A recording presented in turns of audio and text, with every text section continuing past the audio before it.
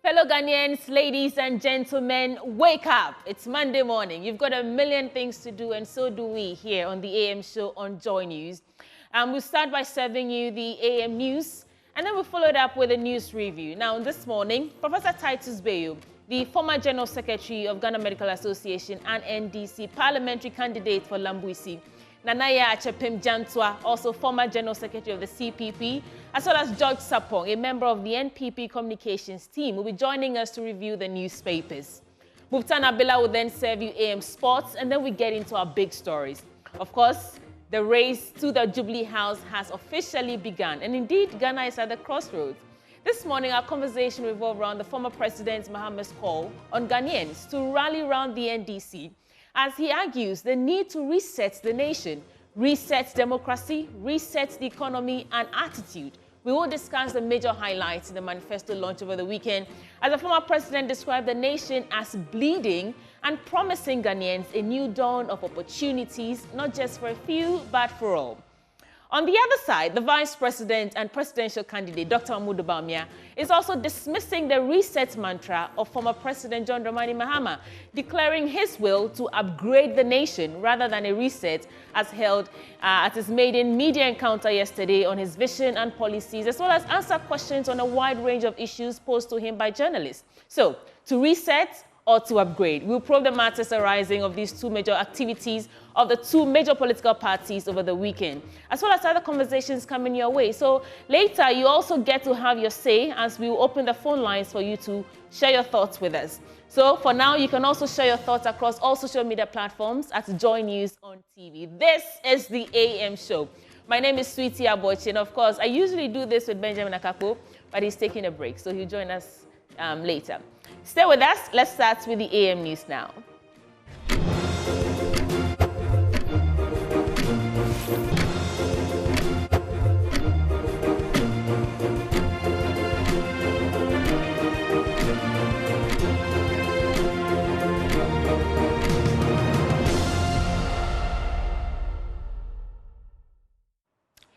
Welcome to the AM News. Details now. Now, if the fundamentals are weak, the exchange rate will expose you. Those were words of former the vice president. That was one of the famous quotes by Dr. Mahmoud Bawumia during the heat of the campaign season 10 years ago. At a media engagement last night, he stood by his remark as he faced tough questions from journalists. Here's Dr. Mahmoud Bawumia comparing the current economy to one under John Dramani Mahama. So if, according to him, we have mismanaged the economy in the midst of a global crisis, if our mismanaged economy is outperforming you in virtually every sector, this economy that you are saying has been mismanaged. We are performing you in GDP growth, in per capita income, in gross international reserves, in every sector, roads, hospitals, schools, everything. Free SHS, all of that. If this is the mismanaged economy that is outperforming you in your economy that had no global crisis, no crisis at all, but you couldn't afford chalk.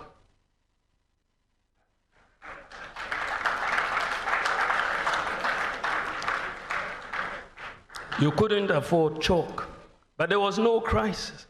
So if our mismanaged economy is performing better than your better managed economy, then in that case, you must not have been very good. Let me put it mildly. I was going to say incompetent. Because our bad economy it's much better than your good economy. I mean, it doesn't make sense. The flag bearer of the National Democratic Congress, John Dramani Mahama, is promising swift investigations into the collapse of some indigenous banks, the financing of the National Cathedral, the Bank of Ghana, and others within the first 100 days of his administration, should he win the December 7 presidential election. This is part of 21 key things he intends to do within the period. Speaking at the launch of the party's manifesto launch at the University of Education, Winneba, the former president also announced investigations into the spillage of the Akosomo Dam, and assured compensation would be paid to those affected.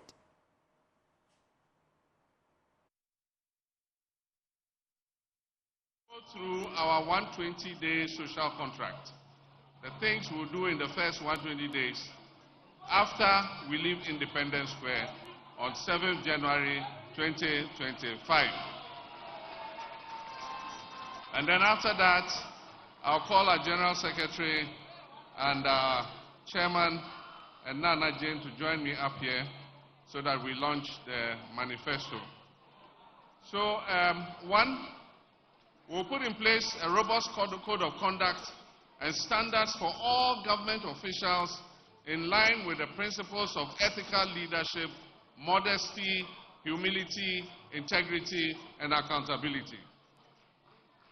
We'll nominate all our cabinet ministers for parliamentary approval within the first 14 days in office. We would have named all our cabinet ministers. Will constitute the leanest and most efficient government in the history of the Fourth Republic in the first 90 days in office. We'll hold a national economic dialogue to discuss the true state of the economy and prepare a homegrown fiscal consolidation program to guide the budget. Number 5, we'll commence the drafting of needed legal amendments and preparation for the implementation of the 24-hour economy policy under the office of the President. Number 6, we will establish an accelerated Export Development Council, which I will personally chair, to promote exports as part of a broader strategy for economic transformation. Number 7, we'll convene a national consultative conference on education with CHAS, NAGRAT, NAT, CCT, NAPS, CETAG, Vice Chancellors Ghana, PRINCOF, TEWU, UTAG, PTAs, students, think tanks, academia. Well, the former president also criticized the ruling New Patriotic Party for poor governance, which he claims has plunged the country into an economic crisis. He stated that the current NPP administration has been the biggest political scam that has been pulled on Ghanaians since our independence. This NPP administration has been the biggest political scam that has been pulled on Ghanaians since our independence in 1957. And I'll explain why. They were repackaged with ribbons and sweetly scented with enticing promises. Most Ghanaians will agree that Nana Akufo-Addo is indeed the president Ghana never got. And indeed, I dare say, his much-touted economic whiz-kid Vice President Dr. Mahmoud Bawumia is also the economic messiah Ghana never got. Today, the majority of state-owned enterprises are posting massive losses. The COVID pandemic, rather than being an adversity, turned out to be a blessing with a windfall for this government of almost 25 billion Ghana cedis of inflows, most of which were doled out to companies owned by family and friends. The majority of our citizens are convinced that our country, Ghana, is going in the wrong direction. Faith in our democracy is at its lowest, and many of our youth do not believe that constitutional governance is working for them. Faith in our democratic institutions and the political leadership is at its lowest ebb, and corruption is at its highest, and Ghanaians have become numb to the scandals that are exposed almost every week.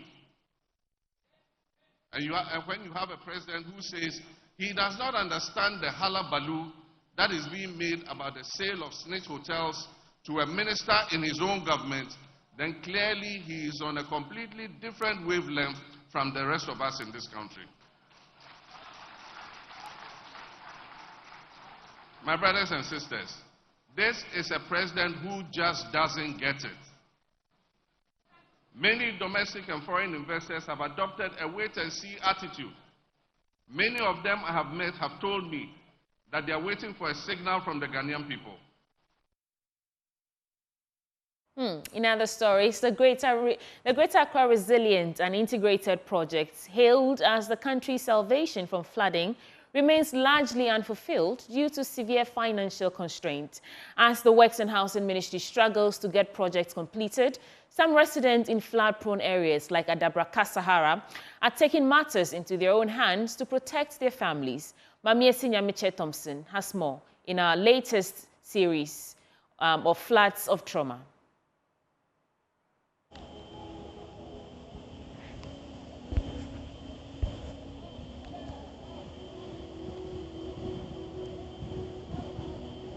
The June 3 flood disaster claimed over 150 lives, leaving behind deep scars that time has yet to heal. Today, when dark clouds gather and the first drops of rain begin to fall, the people of Odona Sahara are gripped by fear.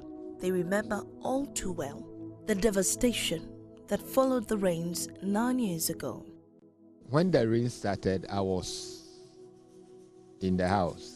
But I didn't want to see it rise, so I went to the school to stay there for the rain to subside. So I was in the house, the school, when the blast, the blast was close to where I was at the time, when the explosion happened.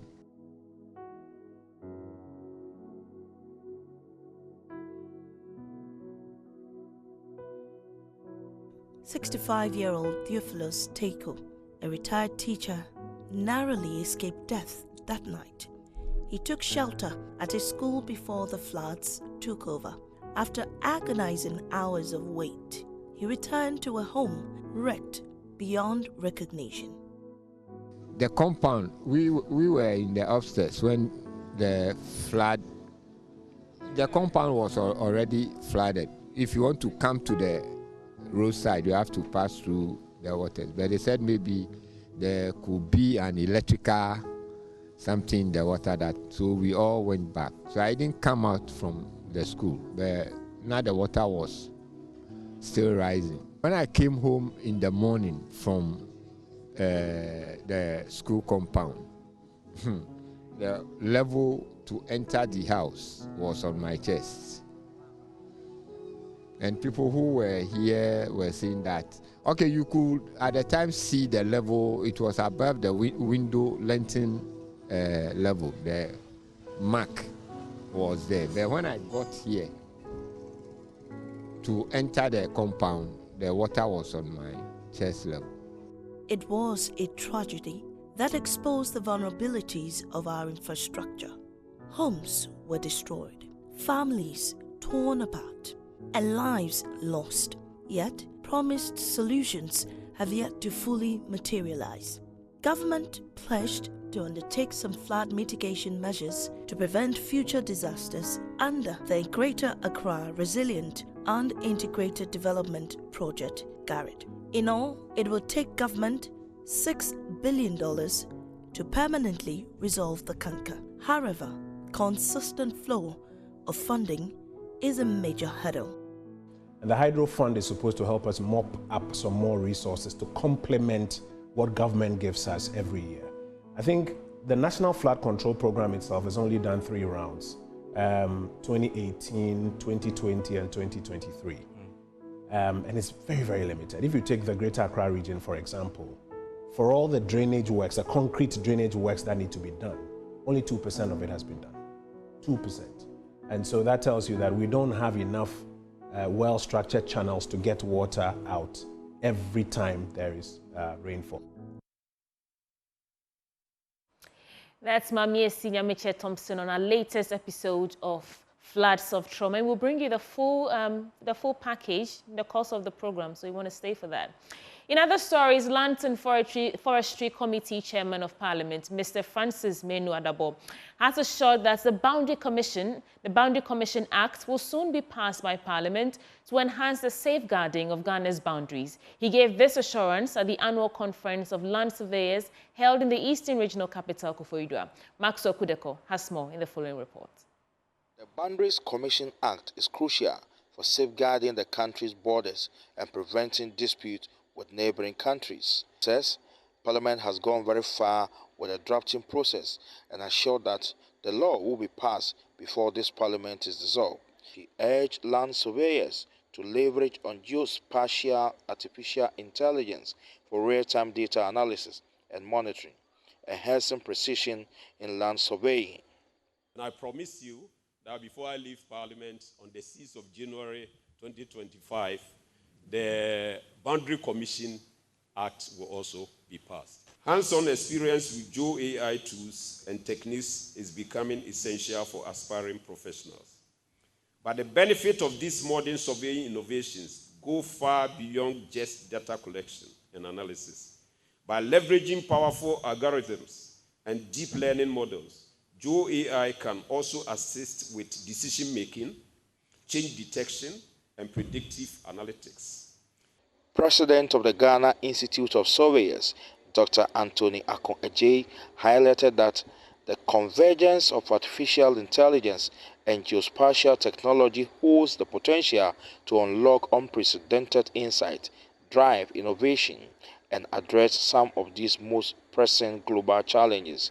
He called on members to remain committed to excellence, integrity, and public trust.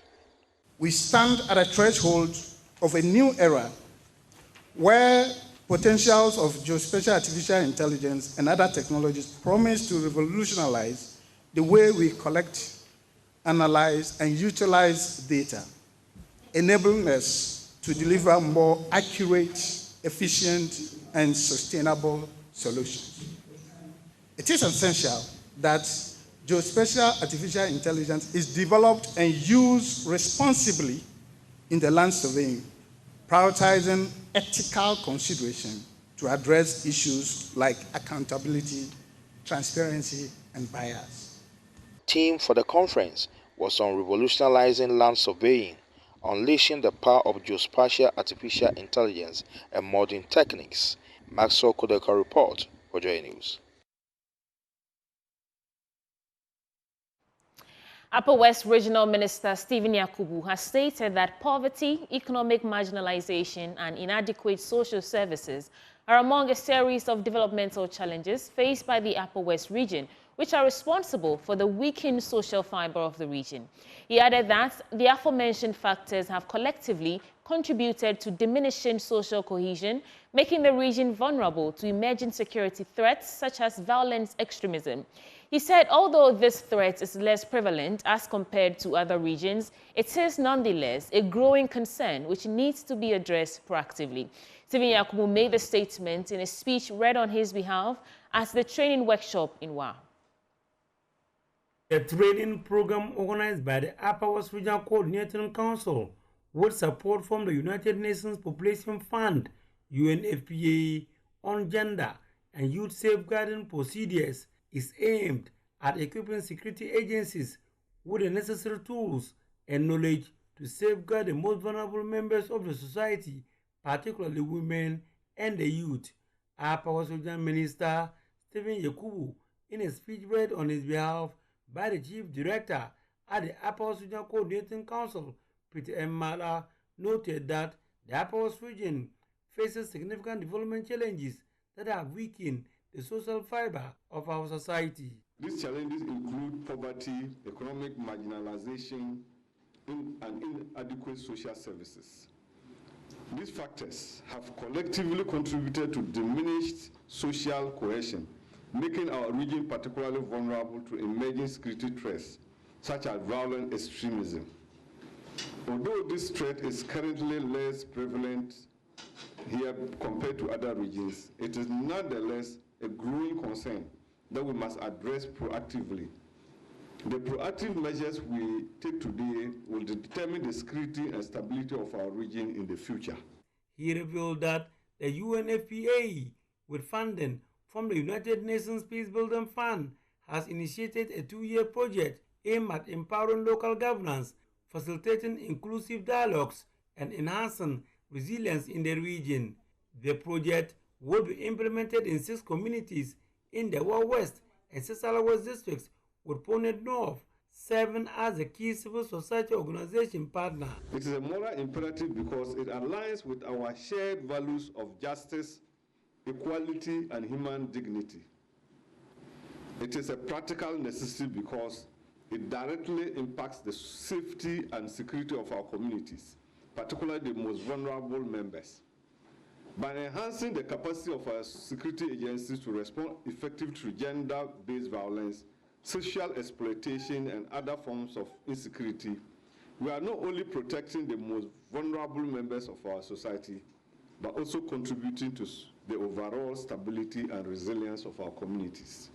UNFPA Program Specialist, Adolescent and Youth Development, Ajo Yeyi, shed light on the project. Our goal for this training is therefore to prevent violence and foster a culture of understanding, empathy, and respect. We envisage that when we equip our security personnel with the tools to manage protests, demonstrations, and other forms of public agitation in a manner that respects the rights and dignities of all individuals, we are taking a significant step as a country towards reducing the number of human rights violations and violent demonstrations. That way, we can create an environment or a system where members of the community resort to peaceful dialogues on all issues of misunderstanding. Reporting for Joy News, Rafik Salam. Wah.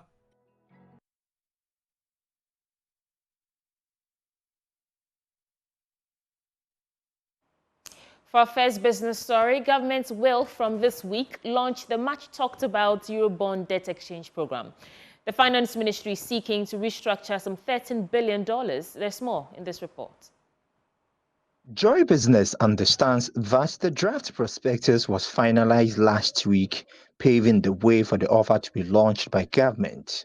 We are also learning that the government has been working on this document for some 2 months now. This was after it reached an agreement in principle with Eurobond holders to restructure some $13 billion in June this year. The latest development should mean that these investors have finally agreed on options that they will accept when it comes to this debt exchange program. Government is proposing 2 options for investors, that is the DISCO or the PAR package. Sources say the offer will last for about 10 working days. If government is able to close this offer, that could see the country close the chapter on the Eurobond debt restructuring and the bilateral debt restructuring. The Finance Ministry will now be turning its attention to the commercial bilateral creditors when it comes to closing that chapter on the external debt restructuring. This exercise is part of efforts to bring Ghana's debt to a sustainable levels by 2028, a key requirement under the IMF program.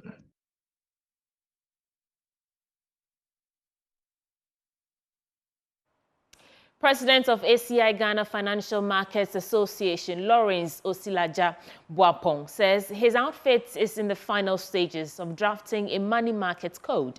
This guideline, according to him, is aimed at enhancing the overall effectiveness, safety, and transparency of Ghana's money market. This, he believes, will promote ethics and ensure the sustainability of the country's financial market. He spoke at the ACI Ghana Financial Markets Conference. We are very eager to play a more active role in policy making as we feel that ACI Ghana deserves a seat at the table where decisions that shape our financial markets are made. We look forward to contributing constructively to these efforts, working alongside all stakeholders to ensure the continued growth and stability of Ghana's financial markets.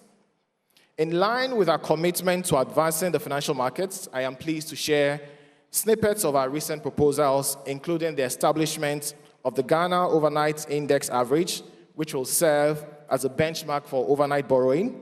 We are also in the final stages of drafting a money market code, which will provide a standardized framework for the operation of money markets in Ghana, ensuring transparency, efficiency, and stability.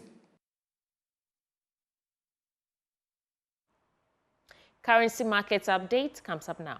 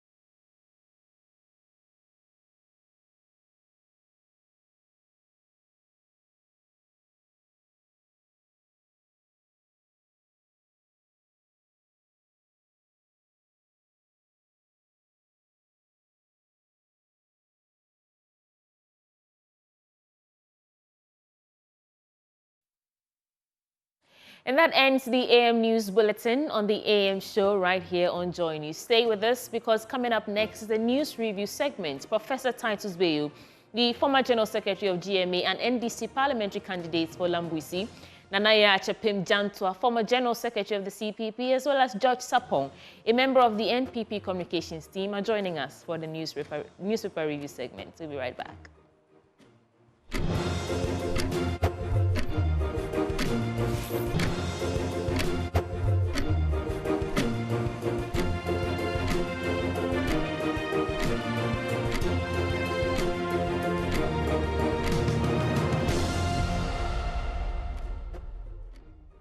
We are going on now. Hi, welcome back. This is the news review segment on the AM show with me, Sweetie Abochi. In the studio with me this morning is Professor Titus Bayu, the former General Secretary of Ghana Medical Association and NDC parliamentary candidate for Lambwisi. Also, Nanaya Achepim Jantwa, former General Secretary of the CPP, joining us in the studio to review the newspapers. Lady and gentlemen, welcome to the program. Thank you. Thank you so much for having us. Yeah, usually they say ladies first, but because it's the first time I'm seeing, although we've had conversations on Zoom, I'll give you the first take on what's top of your mind this morning, and you have about a minute to take us through that. All right. A very good morning to our viewers and to your good self, and then, Madam. I think top of my mind is the good news that the NDC has to offer from our manifesto launch. And I'm excited about the policy proposals that the National Democratic Congress has to offer the people of Ghana, ranging from the tax cuts that are going to revamp the economy of Ghana, the fact that there is a promise of accountability to recover all the loots, Operation Recover All the Loots coming in. And for the first time, you are seeing a presidential candidate that actually gives you a social contract for the first 120 days to tell you how ready we are. I'm extremely excited about the prospect in the health sector because that's where I operating. And we have a manifesto that promises a risk exposure allowance for healthcare workers. We have a Mahama Care Fund that is coming up to tackle one of the major problems in Ghana, that is the non-communicable diseases. The burden of non-communicable diseases like hypertension, diabetes, cancers is significant, sickle cell significant. And these things are the ones leading to the renal failure, leading to dialysis. And you know the crisis we have. So if you have someone who has thought through to bring in a policy, a fund to handle this, I think it's good news for the people of Ghana. So is the 120 days the honeymoon phase that we talked about earlier? Or there's no more honeymoon this time? There's no honeymoon. His Excellency is more experienced to want a honeymoon. He's too experienced for a honeymoon. All right. He's saying that within 14 days, his entire cabinet will be announced. Yes. That is a man who means business. And he's telling that within 90 days, he will hold a national economic dialogue to let us come out of this quagmire that we are in, you know? We've been calling for this, that when we are in crisis, bring the best brains in Ghana together. But we've never had that from this government. So we are hitting the ground running. Yeah. Okay. Yeah. Nanaya. What's on your mind? This weekend was interesting, was it not? Very interesting. Yeah. From Winneba to Accra. To Accra. Yeah. What's on your mind? Yeah. You see, I listened to His Excellency Baumia, and when the time I listen to him, I see more of an economics professor or a teacher than somebody who wants to rule a nation. And I also see that he's more foreign than Ghanaian. Oh, is it? Yes, because the things he talks about, it does not affect my daily life. As like the what? food that I will eat, where I will sleep, and what I will wear. These are the basic principles of existence. And he doesn't really talk about it. He's always talking about digitalization. Digitalization is meant for people who have established these three principles firmly. Do you get me? So that it is an addendum to life. Digitalization. And that's all he talks about. At the end of the day of his failures, he says digitalization. And he's always trying to, detach himself from the issues that we are in, the problems that we face. And I was happy that he agreed that there was a crisis at a point, because then it means that every government has that kind of crisis situation. Do you understand? Yeah. It means that it should be accepted. It means that it is part of it. So whatever crisis they're in, it means that you sitting on the bench, who has never been there before, should understand that there's a possibility of a crisis. It can come in different forms as life crisis.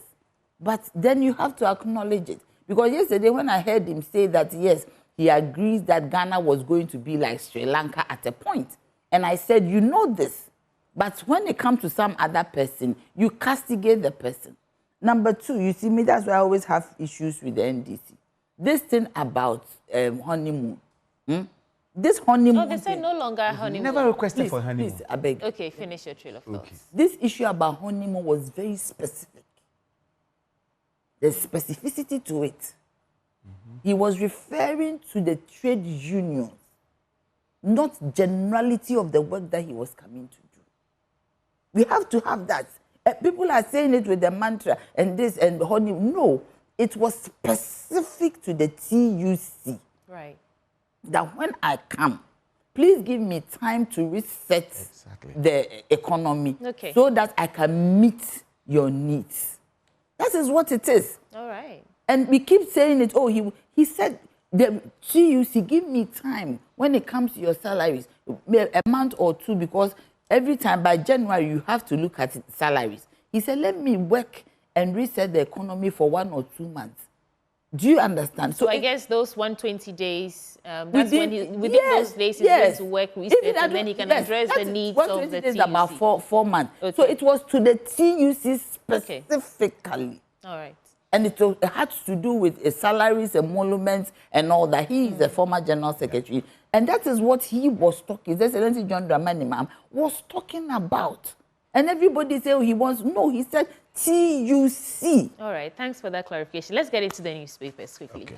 I'll start with the Daily Graphic. On the front page, we just got into that. NDC promises economic revival. Manifesto addresses jobs, infrastructure, assures better lives. NPP deserves another term, according to Dr. Mahmoud Bawumia, touts NPP's better records and says party will do more next term. From former to do more to lead is to solve. Let's see how it goes. Let me start with the story right here on page 3 on the NDC's promises. Now, the National Democratic Congress has pledged to roll out a $10 billion economic project to fix the ailing economy and bring it back to resilient mode. And termed the Big Push, it will form one of the major policy directions of an NDC administration intended to provide a foundation to revive the economy and set it on a path of growth. We all listened to the former president on Saturday, and the highlights are flying all over, and we'll discuss that later on today. Let me do 2 more stories, and then we discuss lady and gentleman. There was a story that caught my attention this morning about CSO suing government over that SML deal. So I think there was CDD. Let's get into the story. So on page 11 of the Daily Graphic, CSOs sue government over SML deal, seek recovery of 1 billion Ghana cedis to state. Civil society organizations have sued the government over the contract awarded to Strategic Mobilization Limited, that is SML, for audit services and revenue assurance. And these CSOs include Center for Democratic Governance, yes, that is CDD, Africa Center for Energy Policy, ACEP, the Ghana Anti-Corruption Coalition, and the Human Rights and Governance Center. And they're seeking the recovery of more than 1 billion Ghana cedis to be paid, which was paid to SML. Now, the lawsuit was filed in Accra on Thursday, and their contention is that the 7 contracts awarded SML were illegal as they breached the Public Procurement Act 2016. And while no assessment was conducted to ascertain whether the contract offered value for money or for the country or not. So with regard to the procurement breaches, the plaintiff averred that SML was not registered as a supplier with the Public Procurement Authority before it was awarded the contract, contrary to the public procurement regulations. Good call, Professor Bayu. Excellent call, if you ask me. I think this SML deal has been stinking right from the beginning. And if you follow the trajectory of events, you sign a contract with a company for revenue assurance, and then you get the GRA itself, and this same company, when they were interviewed by the media, confirming publicly, basically, that they have not added any value to what they have done. What they were doing is exactly what the GRA was doing, and they were able to monitor their resources coming in or revenues coming in. So what really was the need for this? You signed all these contracts, single sourced, you didn't have any proper value for money. Had no parliamentary approval. Yes, so several breaches. You see, it is surprising that when we are being led by a lawyer as a president, things like this should be happening. It is almost unthinkable to imagine that things like this can happen. And this is not the only one. It's the reason why His Excellency John Dramani Mahama says that for our manifesto, the accountability part that we are going to set up, have forensic audits of various contracts and scandals of public interest. In fact, the scandals have become a daily affair, isn't it? It's one scandal per day. And someone said that they are like the grace of God. They are new every morning. Because each day, you have to hear a new scandal. Especially in terms of state capture, yes, scandals around it's just unthinkable. This SML is just one. And I commend these CSOs that are doing this bit.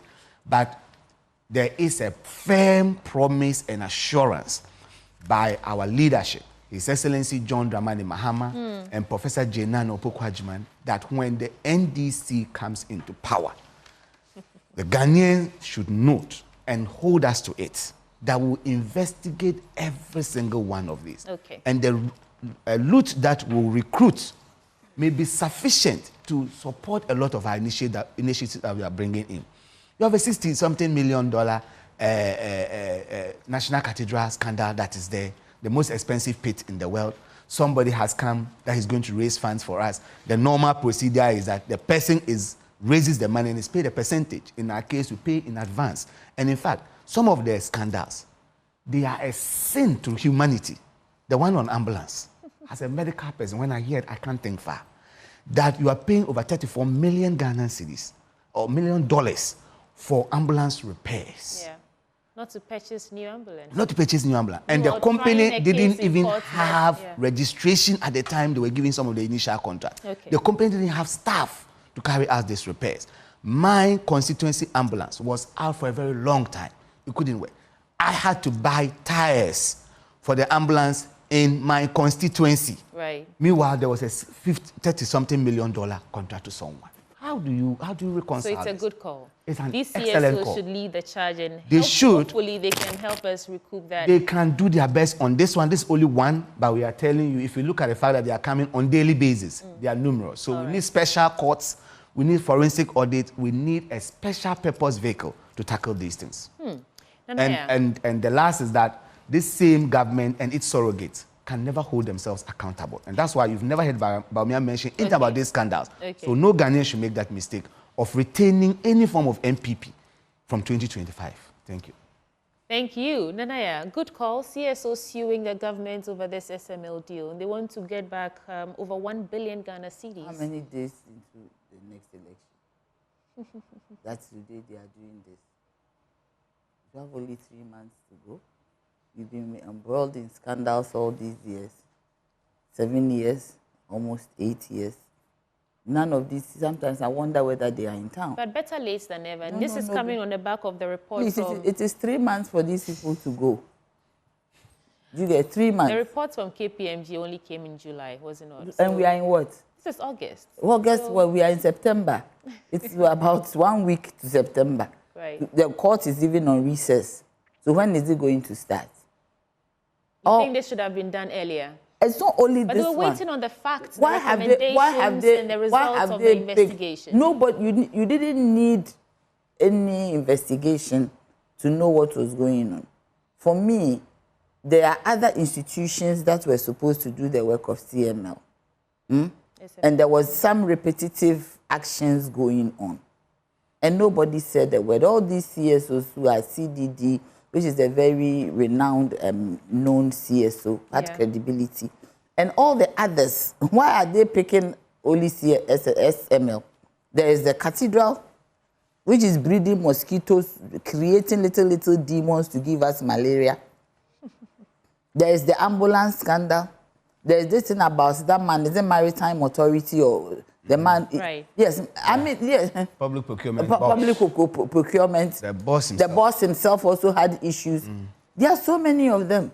Why are they picking SML? There are so Maybe many. that's where they're starting from. Starting from 3 months to go. V. Okay. That is even... yes, V. So should the medicines at the port that was cleared by Okoboy, all these things are there. Why didn't they speak, even speak? Why didn't they say anything? Why are they now going to court? Court is on recess. I don't know when court is coming. October, when everybody is busy doing politics. So, I mean, what is it? But Nanaya,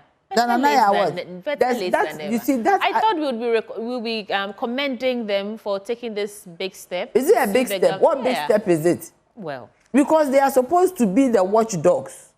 If you're a CSO, you're supposed to be a watchdog. You don't wait till last minute.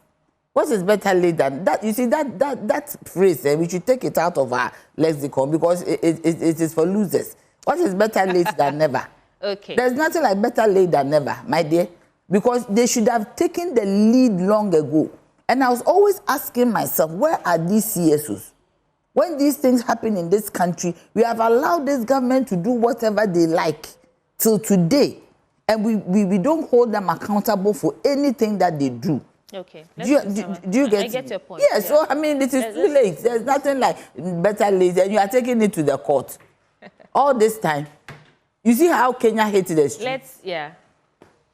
Let's do some other stories. Metering system upgrade results in 893 million Ghana cedi loss, according to the ECG. That's a very interesting figure for metering system upgrades. Let's see what the story says. The Electricity Company of Ghana, between July and August this year, recorded a revenue shortfall of over 893 million Ghana cedis as part of the ongoing process of upgrading its repayment metering system in its operational areas. According to the company, the loss was as a result of customers not paying for the actual amount of power consumed, indebtedness, and the ongoing process of replacing malfunctioning or obsolete meters. And the Director of Communications at the ECG, William Boateng, said there was the need to replace some obsolete meters since it was a mandatory exercise sanctioned by the PULC that it should not operate with any obsolete equipment, and named those being replaced to include the BXC, PNX, and BOT meters. Quote, these are meters that have run their due course. They were not working accurately and needed to be replaced. And so all this is costing a loss of 893 million Ghana cedis. Am I the only one who thinks this figure is too big a figure to cater for upgrade of metering systems? Maybe I don't know how much it costs to replace a meter. But your quick thoughts on this. Well, I don't know if this include the prices of the meters themselves, or it's just the process of upgrading them, because it sounds really huge. And I'm wondering I mean, you can imagine the benefits of replacement, that if we are using modern meters, people are going to pay for actual consumption. They're smart meters. Yeah, they are smart meters, and people can pay for what they actually consume, which is beneficial. But why it will result in such a huge loss, and the process, you should be making savings by actually replacing the meters. So it's surprising. That's what I'm saying. We will need more detail. Is it that it doesn't say in the contracts, story and you see, when you hear all of this, you are worried. Is there not another scandal in the offing? And I'm sure my friend Honorable Okujeto Ablakwa will have a look there, because what is accounting for all of this? Because if you are replacing meters, is it the cost of the meters? Is the persons actually replacing the meters? And what is happening is that sometimes an upgraded one, so they're fashioning out the old. Yes, so my meter has been replaced. So they come to your house, take off the old meter and put a new meter there. But I don't see why that should cost us this much. That's what I'm wondering, if it is the cost of the new meters, or it is the contracts they've given to people to do this replacement. Do you pay anything? No. Maybe they're absorbing everything. They're absorbing the cost of the entire process of upgrading these meters. Maybe that also. But I'm just trying to understand. I'm trying to understand it myself. So we need further and better particulars to this. Is it the people actually going around to do the replacement that they are paying? Or is it the purchase of these meters? Because in the process of actually upgrading, if anything at all, you should be making savings. Because if they change your meter and the obsolete one was under reporting and therefore you were paying less, you should be paying more. So we should be seeing that their losses, operational losses, is getting smaller. ECG has been making significant, unacceptable operational losses, from transmission losses to illegal metering, illegal connections. All these things are supposed to be corrected by this metering. Right. So if the metering itself is causing us to lose this amount of money, then there's a lot to question. Nana can help us. She was at the PRC. So they're saying this is a mandatory exercise sanctioned by the PRC.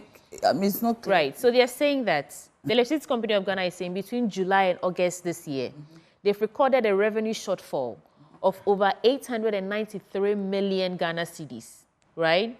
As part of the ongoing process of upgrading its repayment metering system in the operational areas. And according to the company, the loss was as a result of customers not paying for the actual amount of power consumed, indebtedness, and the ongoing process of replacing malfunctioning or obsolete meters. The story is not clear. It's not. Because you see, if they have a loss of 893 million, it means that... Which was incurred from this exercise. Yeah. How did they... How? Because if you say you have a loss, then it means that because in their own estimation, the meters are not reading properly. Because when I was even there were issues with software, some of them going into retrogression and all that, going into the future, into the past, and some confusion. So you may lose money through that. But that money is not physical money. Do you understand? It is part of the losses of commercial losses. And for technical losses on the distribution side, you face it because of equipment, because of when you are wheeling the power, you lose the cable, all these things. So that is the technical losses. That one is sometimes you deal with it. But this one, we want to find out whether it is a loss that has come about as a result of a commercial issue. Some people stealing power, meters not reading properly. Or it is the cost of meters that have been replaced. It is not clear. It's possible whoever did the interview didn't really understand the issue. Because 83, you can have a loss of 893 million through people stealing power, through meters not running properly.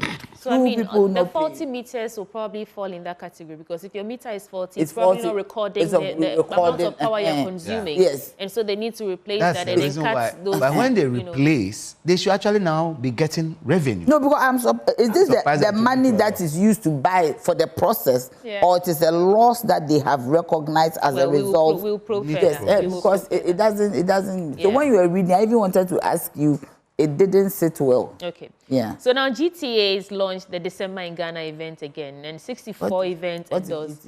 Ghana Tourism Authority. Why did you shake your head? This is a big event that lots of diasporans and foreigners look forward to come to Ghana. It's December in Ghana. And the story says the Ghana Tourism Authority has launched the 6th edition of the December in Ghana initiative to enhance tourism and synchronize a series of events for the Christmas and New Year festivities. And the launch was done in collaboration with the Beyond the Return Secretariat and the Ministry of Tourism, Arts and Culture at the Christian Bell Castle Gardens in Accra. And I mean, we've seen this happen for 5 years over now. And every time, you know, traders, or should I say petty traders, complain that these foreigners don't really buy from them. So I keep asking myself, where does all the money go? Because they come in with a lot of money. These foreigners and those who come to celebrate, you know, December, Christmas, and the New Year here in Ghana, it's a lot of them. Town is choked. So where does all the money go? I get disturbed when... But it's a good thing that we're launching this. No, we have always a one-off program of foreigners coming in. Have you ever seen America saying that they are doing a program for people in Africa to come? Because if you maybe they don't need it. We have something to show. We have rich culture. We have history. But what about us? We have things to show. No, I am asking, what about those of us in Ghana? What kind of programs and plans does the Ghana Tourism Authority have for us as Ghanaians? Do we have to wait for diasporans to come? Oh, okay. And we are not the target audience or No, but we should be their target audience because we are Ghanaians. This country belongs to us. There are so many sites that they can develop and so many places so that it will reduce the pressure on us. People are going abroad for holidays, buying tickets and shopping over there. Why can't we develop our own? Do you get me? I traveled along the Wija River this weekend, and I saw we could even build hotels around some of the rivers that we, Sue, there is a stream running through Akweje. There's a stream running through houses. We could build hotels around these areas for people to come and enjoy us and make it moderate.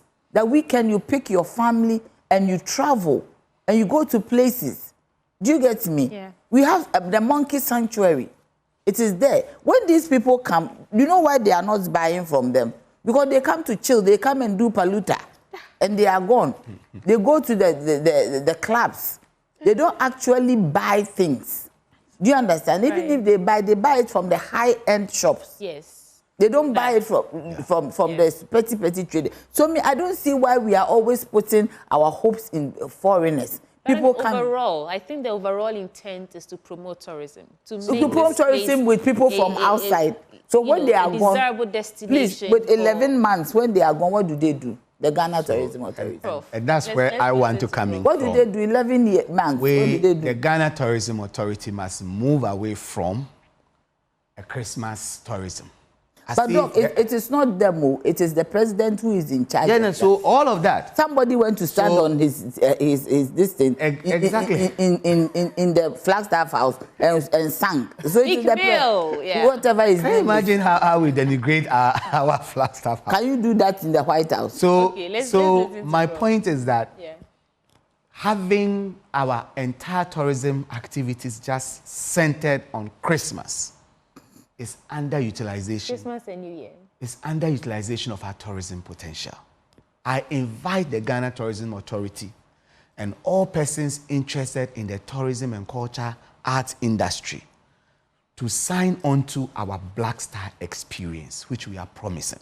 The NDC says that when we come to government from January, we are not going to have all our tourism activities centered only on December. And then people come in, celebrate, and leave, and that's it. The rest of the 11 months, as Nanaya said, what happens? Oh, we are saying we want to have an all year round. Kowoko is not tourism. All year round. Yeah. Where we'll have a Pan-African month celebrating heritage, history, and all our diaspora engagement. We want to have Ghana Film Festival and Awards month. We want to have a music world. We want to have a culinary month.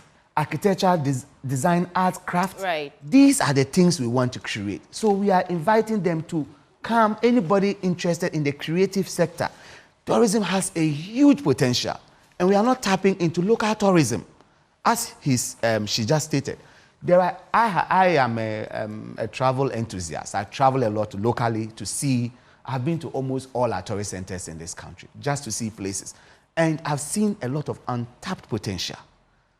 I will tell you one thing. If you go into Lambuse, my constituency, there in the town of Lambuse itself, we have a cave bigger than this room. A cave that were used by our ancestors. It is undeveloped. It's bush. No one can go there to even go and see. You have a stone that has a footprint on it. How you could get a footprint on a stone, we do not know. These are all things that could be harnessed for local tourism. People from Accra want to travel to go and see.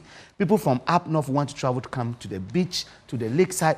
Why can't we harness this for local tourism and just wait till every year is December?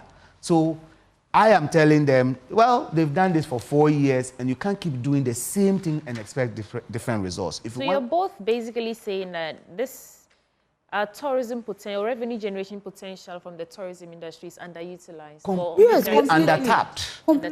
Completely undertapped. And tourism must be all year round. Go to any country. Today, just Google that you want to attend an event in South Africa. You see everything. Yeah, it's Google in Dubai. It's a daily. Yes. Yeah. So why will we limit ours everywhere? And people are traveling from Ghana to go and see those things. It tells you that if we create it well, we will get it. Look, private stations have created the Ghana Month, they organize tours, and people patronize it. It tells you that there is a lot for us to gain. And that is why we are saying the game changer is that we are bringing in the Black Star experience. Okay, let me do one last story. Subscribe to the NDC, and then we'll have tourism all year round. One last story, and then I'll move to your paper. It's about the ECG promising that there will be no doomsaw during the Ogua festivities. ECG promise? Yeah, they did a donation and then they promised the people that during the entire festival period, there will be no doomsaw. And they use the word doomsaw. So I'm wondering, is doomsaw something that they want to accept now? So after that, there can be doomsaw? Yes, perhaps. So they'll give them a honeymoon period. Yeah, this is it. Whose life do they sacrifice? The Electricity Company of Ghana has presented items to support the celebration of the Fetu Festival of the chiefs and people of Cape Coast, pledging that there would be no doomsaw during the period. And the Central Regional General Manager of ECG, Mano Lumo, said the company had deployed some generators to ensure that in the unforeseen circumstances or instance of a power outage, no major activity of the festival would be affected. So this is a festival targeted intervention, and they've deployed generators. So just in case, they are standing by to provide support for the people of Fetu. Isn't this an admission that there are real challenges with ECG and with our power sector? Yeah. Because we hear the Vice President and government say we are keeping the lights on. If the ECG itself is supplying generators, what does it tell us? So the rest of us that they are not supplying generators to, that do not have the festival in your enclave, it means that you must be prepared for doomsaw. Yeah. It means that ECG admits that they are having serious challenges. Yeah. And these challenges, we have consistently stated that it is not because of generational capacity, because we bequeath this government enough generational capacity. Excess is money to buy fuel, to power these plants. That is the problem. And they should admit it and admit the challenges. You see, when you are communicating in crisis or in difficult times as a leader, there are a few things we expect of you. Some minimum benchmarks. You must give us facts and be honest. You must admit reality, what the situation is. You must empathize with the people and show us the way forward. This carries the community along. But when your communication is a state of denial, that we are not in it, when we are feeling it, you sleep without light and they tell you you are sleeping in light. You are hungry and they tell you are full. You can't change the name, but when the light is off, it's off.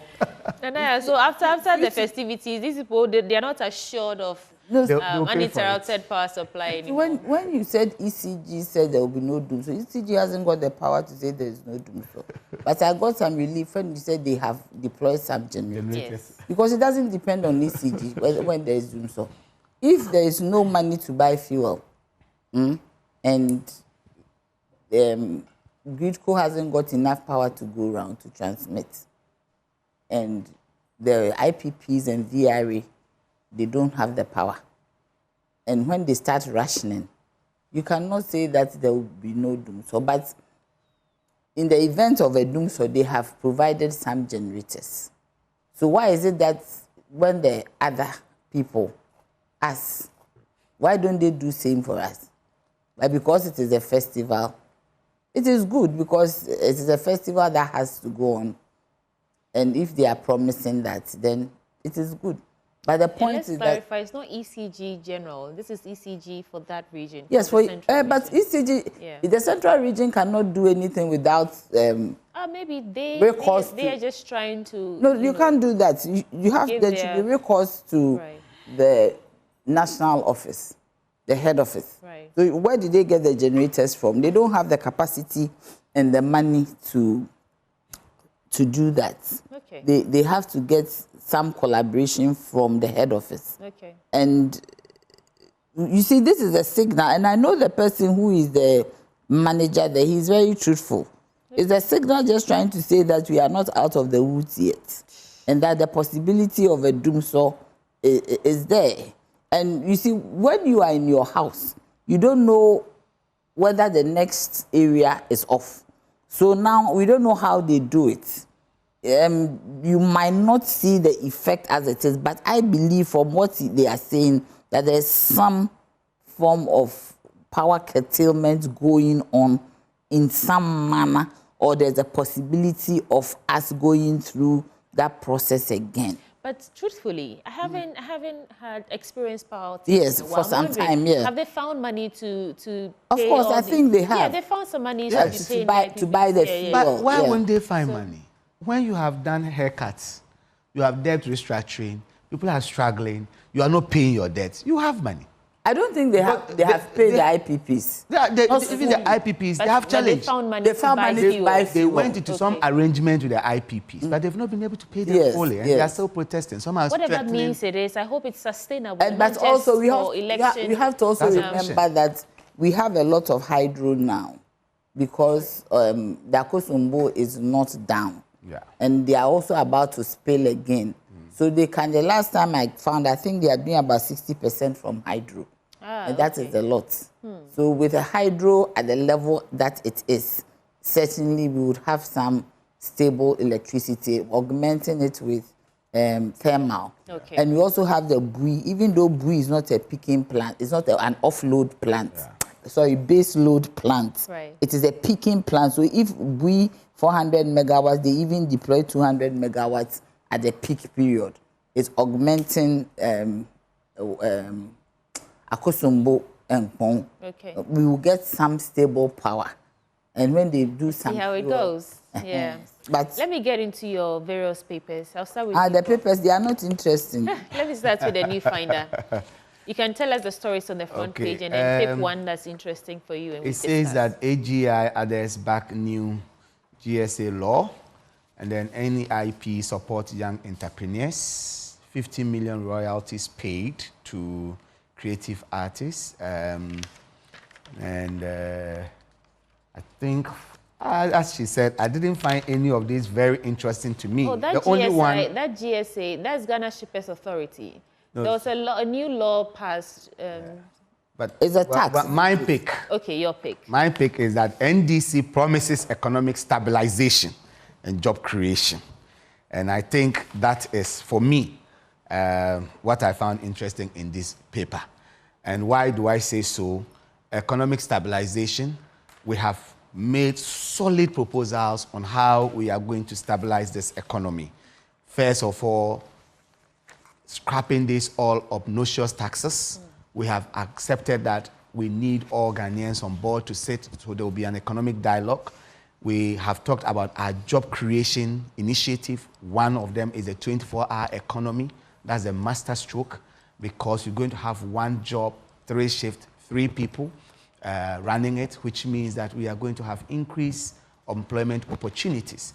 And we have promised that within the first 120 days, the legislative requirement for this will be instituted to make sure that we have that job creation. The 50 million to the fintech companies has been announced, and His Excellency made a personal commitment that he's going to use the government purchasing power to promote the tech industry and promote local consumption. So coders, the 1 million coders that we are going to train, they will not be coding in vain, because he has made a promise that when government or the government digitalization agenda, he would source for local coders and local softwares first, if we don't find it before we go out. And this will create jobs for the people. Okay, so for me, I think this is what I find interesting here, and a solid proposal. Just, I was, catching up on some reading in preparation for today's work. I realized that in your 2020 manifesto, there was a strong emphasis on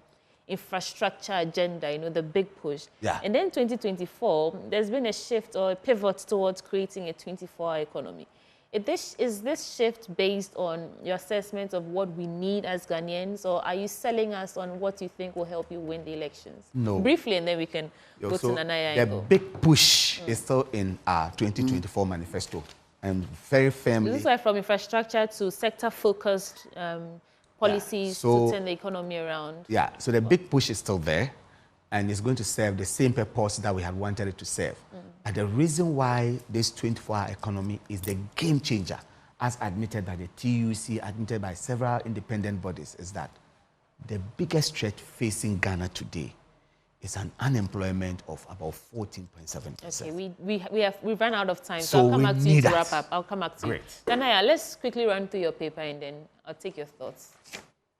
Ghana needs an upgrade, not a reset. That's the Ghanaian publisher. The Ghanaian publisher, Baumia Jabs Mahama, outlines 14 key commitments. EC guarantees integrity of 2024 election. AGI2 others back GSA law amidst Utah and GIFF concern. Ghana needs an upgrade. Yes, we've talked about. GRA Commissioner General underscores media role ensuring accountability and tax. Election year Galamsey. Mahama pledges to reform VAT regime, eliminate controversial taxes in first 100 days. NDC manifesto to overhaul BOG, reinstate, revoke licenses of banks.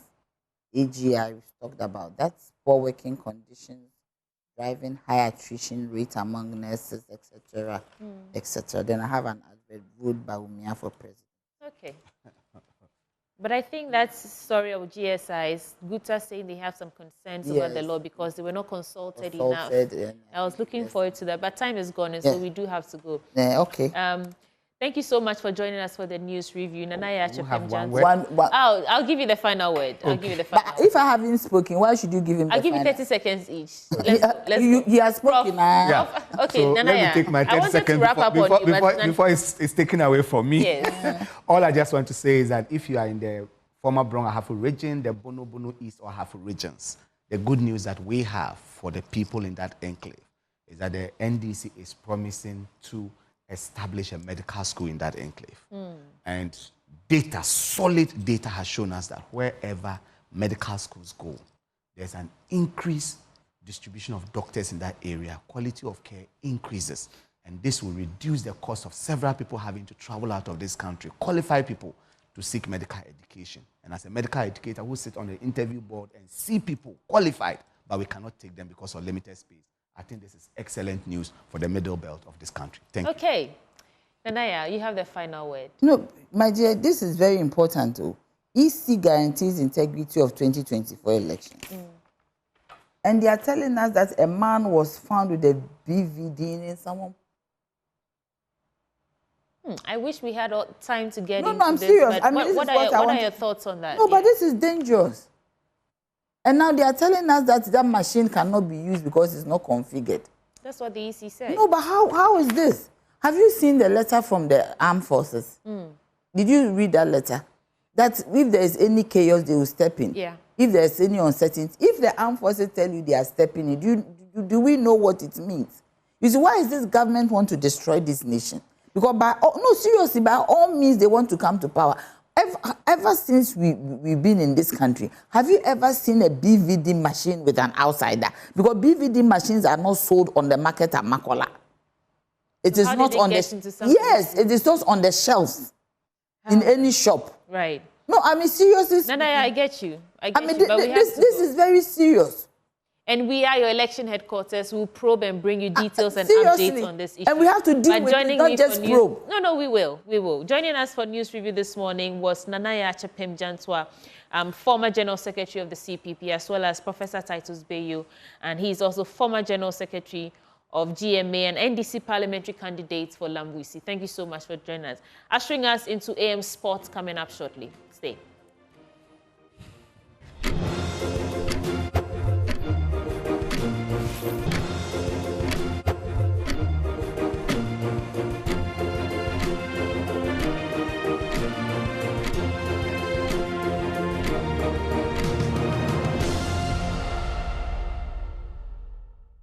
Good morning, it's time for sports on the AM show. My name is Haruna Mubarak. We start with the CAF Champions League, where FC Samatex will face Moroccan side Raja Casablanca in the second preliminary round.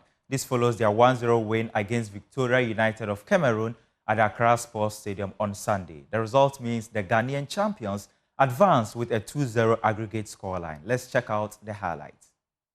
Spoke about the highlight there, you see they were exposed, but that ball from Samuel Tete from deep, and Babumsa takes over. The first start was good. Again, he's already pleased with the way his side has fared inside the first 7 minutes of this game. We've not really seen them in their groove. They're struggling to pick the right passes, especially in the middle of the pitch. There's a lovely ball from Daku to R4. He makes a good run into the box. Here is R4. R4 goes for glory, and it's a stupendous finish. Glorious goal by R4. And Samatex have opened the scoring at the Accra Sports Stadium. What a beauty. And the Timber Giants are up by 1-0 against Victoria United in the African Champions League second ball stadium. Perfect start. The perfect start. We spoke about the long balls and the highlight from Victoria, but R4 in an advanced position does so well. The first touch was just beautiful, but that was a lovely first touch with the head. And he was unfazed by that challenge, the approaching challenge, and just look at that. The side post, here is Shabral. His efforts goes out for a throw. Yeah, and I think it was Ngokai. Just look at that, he has the height. And no, that wasn't him. It was Injury Richmond. On the far side, here is Dakon. Tries to switch to the right side and he finds Jetia. Francis Jetia takes on his marker. Jetia swings it across and Mama is unable to connect from close range. So it's a corner for Samatex. Yeah, again, Jetia doing all the hard work from the right hand side. So well to find space for him. So just look at that. There's some trickery over there. Mama was just lacking. He was on side. Good play from Jetia. Emmanuel Mama with a chance. Big chance for Mama. Yeah, but it was the intervention from Nkunjo. Just look at that. That ball over the back of that defense. Lovely ball into space. And you'd be thinking Mama would have it. Let's talk about the CAF Confederation Cup, and Nsuatreman will also take on CS Constantine of Algeria in the next round of the competition. The Ghanaian champions defeated Chad's Elect Sport 2-0 and over 2 legs, a 5-0 aggregate win. Let's check out the highlights.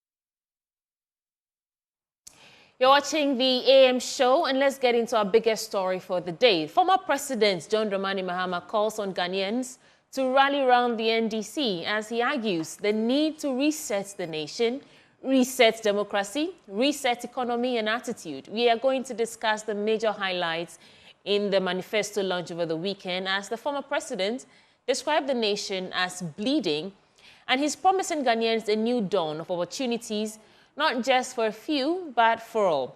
We have on phone with me Dr. John Osai Kwapon, and it's a great lineup this morning.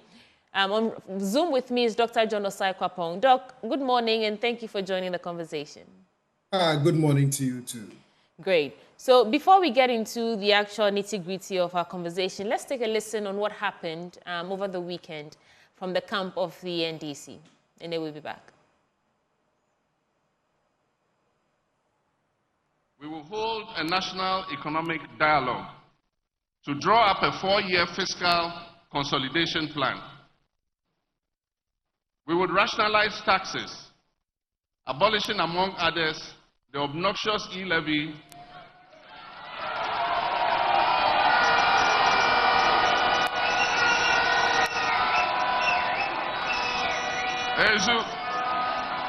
the COVID levy, and the 10% levy on bet winnings.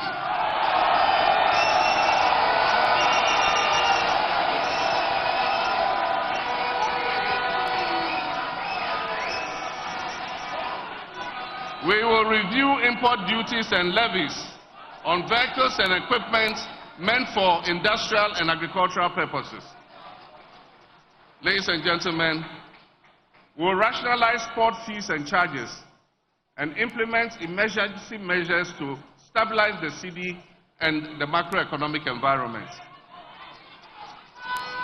Ladies and gentlemen, we will use the price stabilization and recovery levy to cushion consumers of petroleum products.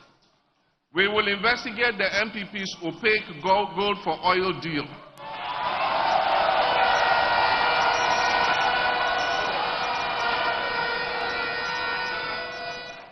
We will review the gold purchase program of the Bank of Ghana, and will restore the licenses of wrongfully collapsed banks and financial institutions.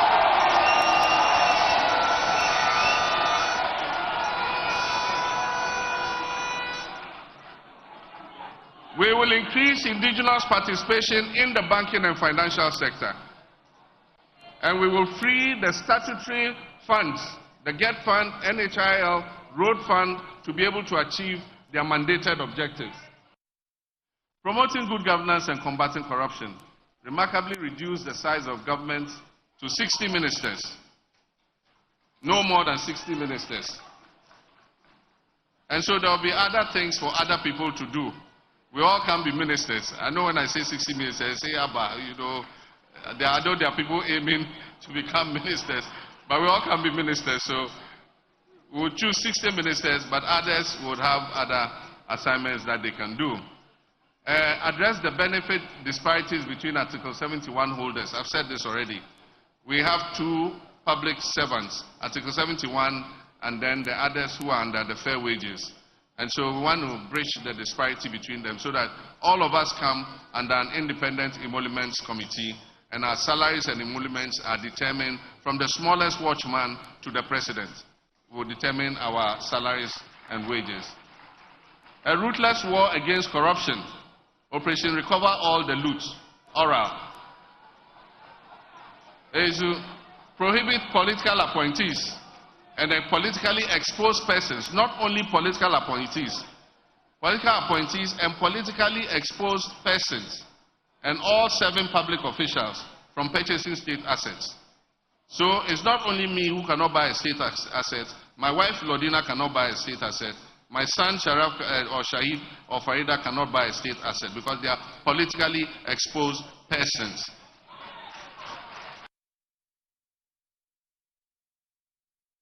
We need a responsive government that will respect the rights and freedoms of our citizens, including journalists, and address the ongoing decay of state institutions and fight corruption by deploying the Operation Recover All the Loot principle.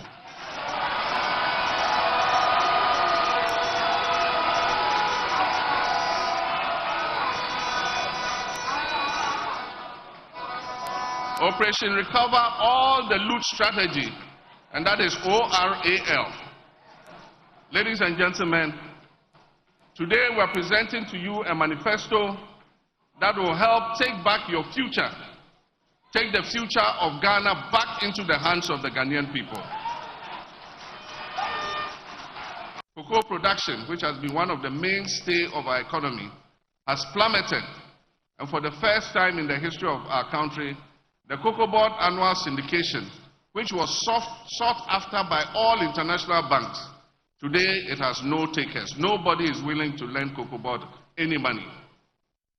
Production volumes are down, and Cocoa Board is seeking to delay delivery of almost 350,000 tons of cocoa to next year. It means that your government, NDC, is the one going to have to find the 350,000 to fill that hole, to pay the debt. Cocoa Board has also defaulted on almost 13 billion Ghana cedis in cocoa bonds. Oil and gas production has declined by 32%, and debt to independent power producers has increased astronomically. Today, the majority of state-owned enterprises are posting massive losses. The COVID pandemic, rather than being an adversity, turned out to be a blessing, with a windfall for this government of almost 25 billion Ghana cedis of inflows, most of which were doled out to companies owned by family and friends. The majority of our citizens are convinced that our country, Ghana, is going in the wrong direction.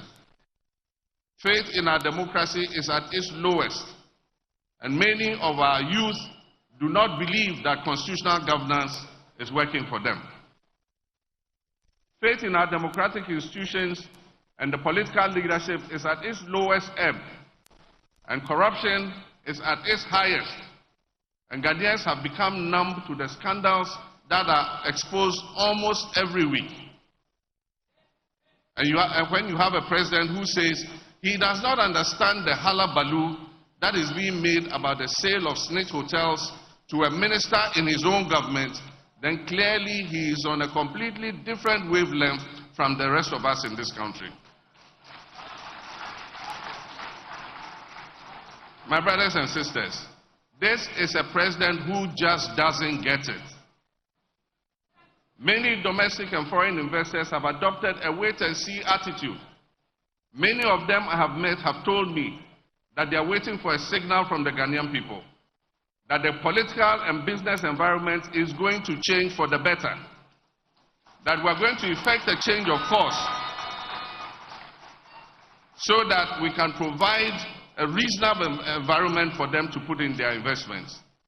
Ladies and gentlemen, the Holy Book in Matthew 25, 14, 30 tells one of the parables of Jesus Christ, and this is the parable of the talents.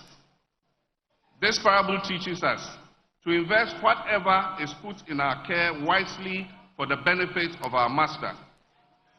The master in this case is the people of Ghana. This administration is just like the last of the servants who buried his talents that was given to him by his master, and when his master came, he returned the 1 talent to him. But in this case of Akufo-Addo and Bawumia and their cabal, they did not bury the 1 talent and give us back our 1 talent when we returned. They gambled with the talents that we gave them, and they landed the people of Ghana in a huge debt.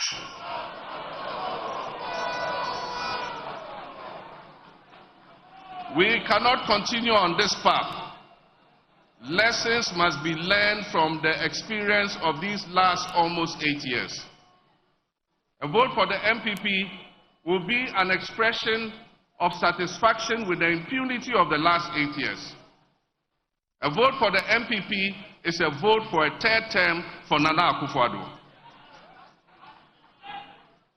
A vote for the MPP in this election is a vote to escape accountability.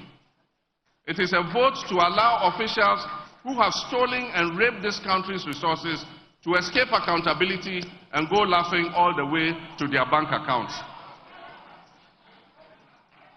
Ladies and gentlemen, their flag bearer and his running mate, who have been prominent actors in this horror movie Ghanaians have watched these last almost 8 years,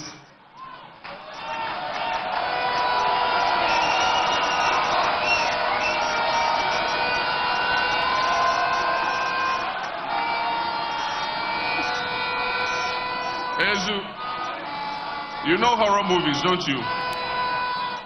Their flag bearer and his running mate, who have been prominent actors in the horror movies Ghanaians have watched these almost last 8 years. These people cannot be the ones to exact accountability from the government of which they have been an integral part. We are at a critical juncture in our democratic history. Choices we make in elections come with consequences. We cannot afford to fail this time. A restive youthful population does not have the luxury of trial and error. They do not have the luxury of trying a driver's mate who has learnt his driving skills from the same driver who crashed the Ghanaian vehicle of state.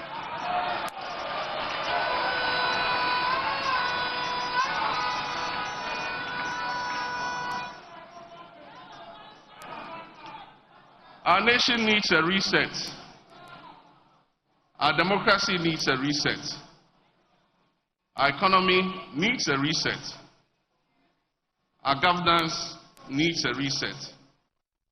And our attitudes need a reset.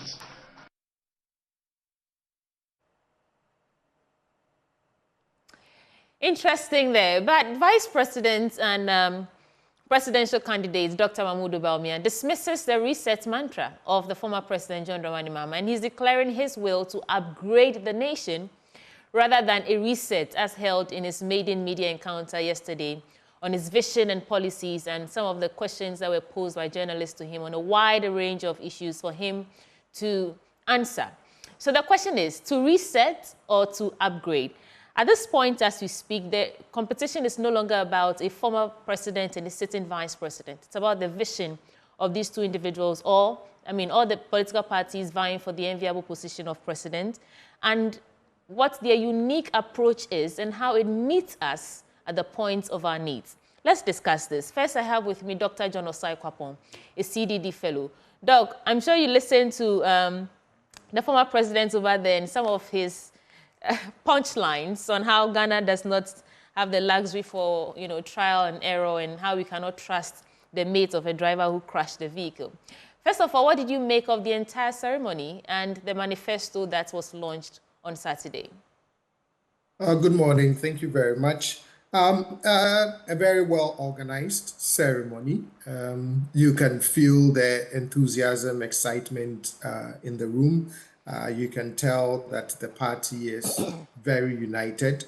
Really, they are really looking forward to being able to win the upcoming election and unseat the NPP from power.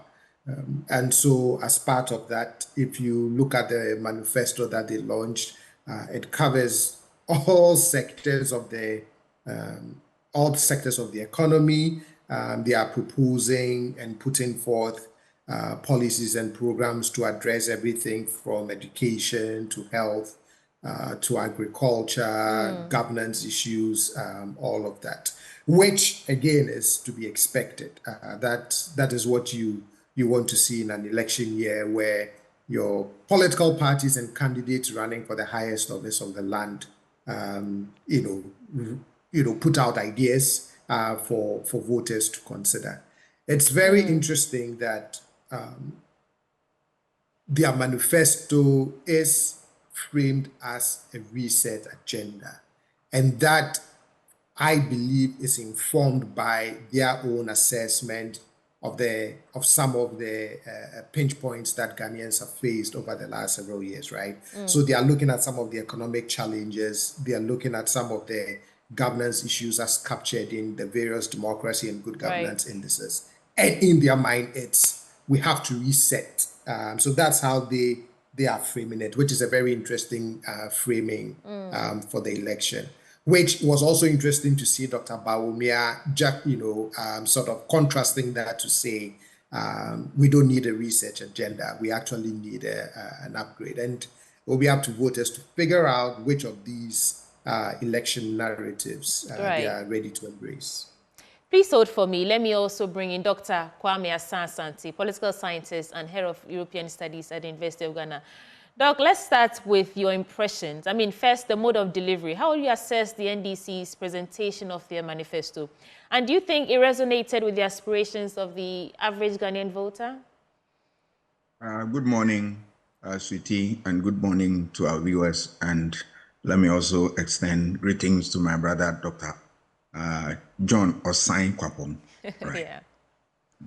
The good news is that we are getting manifestos from the two political parties and expected to also get more from other political parties. What they have churned out so far, so good, because they address nothing but the problems of this country, and then they give us hope as to what we can look forward to, provided they will be able to deliver as promised. But for starters, I believe that the manifesto that they outdoor last week speaks to the numerous problems that we have in this country. And it also underscores their ideology in a certain way that is also commendable. Yeah. We have seen a lot of them, and we continue to see improvement. If you look at what they churned out last election, we have seen changes. Obviously, it's important and it's to be expected. Yeah. And that is a function of what they have picked on the ground, and that they want to harp on certain things and then de-emphasize certain areas and then bring in other areas to bear on society. So for all the intents and purposes, I believe that it is something that is good, but we want to interrogate it further, and that would lead us to asking the very important questions for them to provide answers. Then we know that they are capable of defending what they put there, and what they have put there resonates with the people. They should not have something that will be at variance with our interests. Then obviously it's a misnomer. Right. But what they have, I know that it reflects the true position of the situation on the ground. Okay, so in terms of probing or interrogating the issue, do you think there were any significant omissions? Is there something that the Ghanaian was expecting to see? Any key issues that were expected to be addressed but were not? Did you pick up on anything like that? Their last manifesto, I don't know whether it's me who missed it. I saw emphasis on, vocational training. All right. Yes, apprenticeship, which I thought was a big one.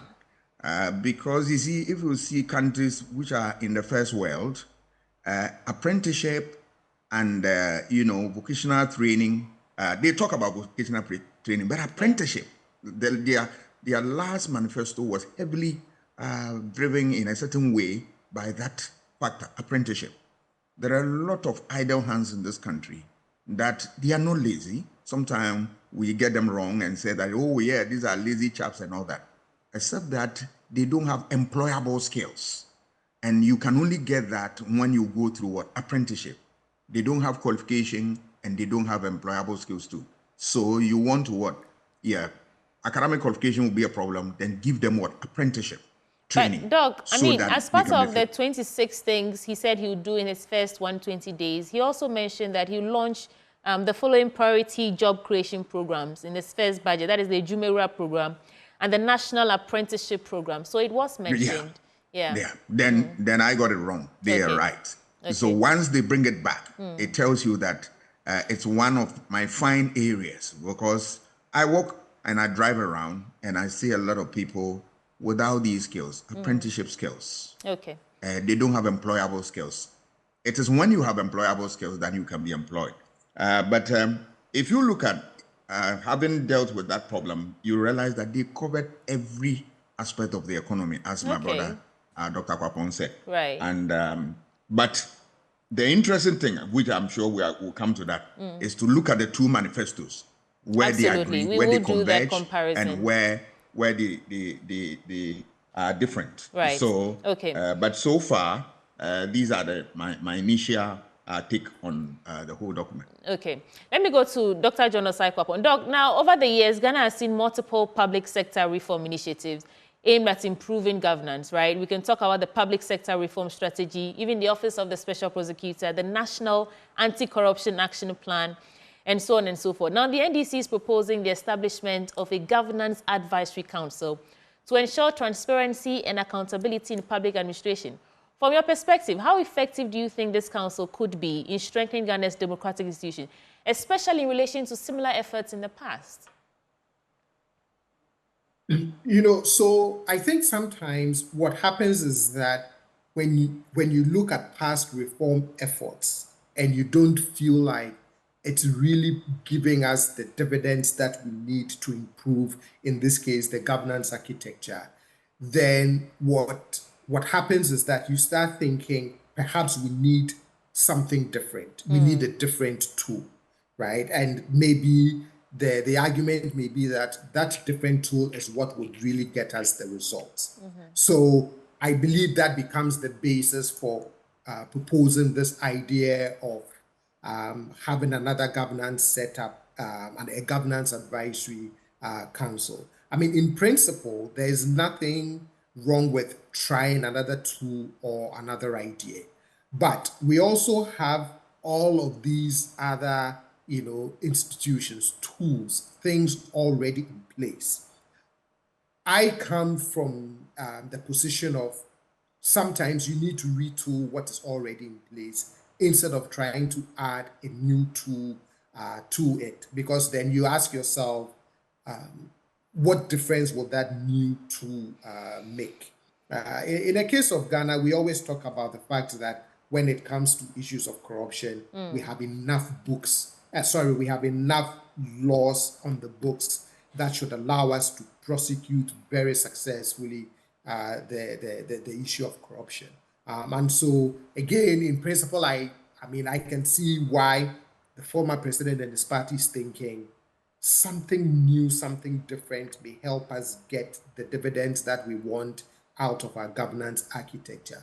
But in practice, I'm just asking myself, can we still draw on the existing tools and reconfigure them so that it can get us the results that we feel continues to elude us? Right. Let's do the comparison there. Let me come to Dr. Kwame Asah-Asante. So both political parties want to fight corruption. The NPP is saying they're going to use digitalization to fight it, remove the human interface in various public institutions.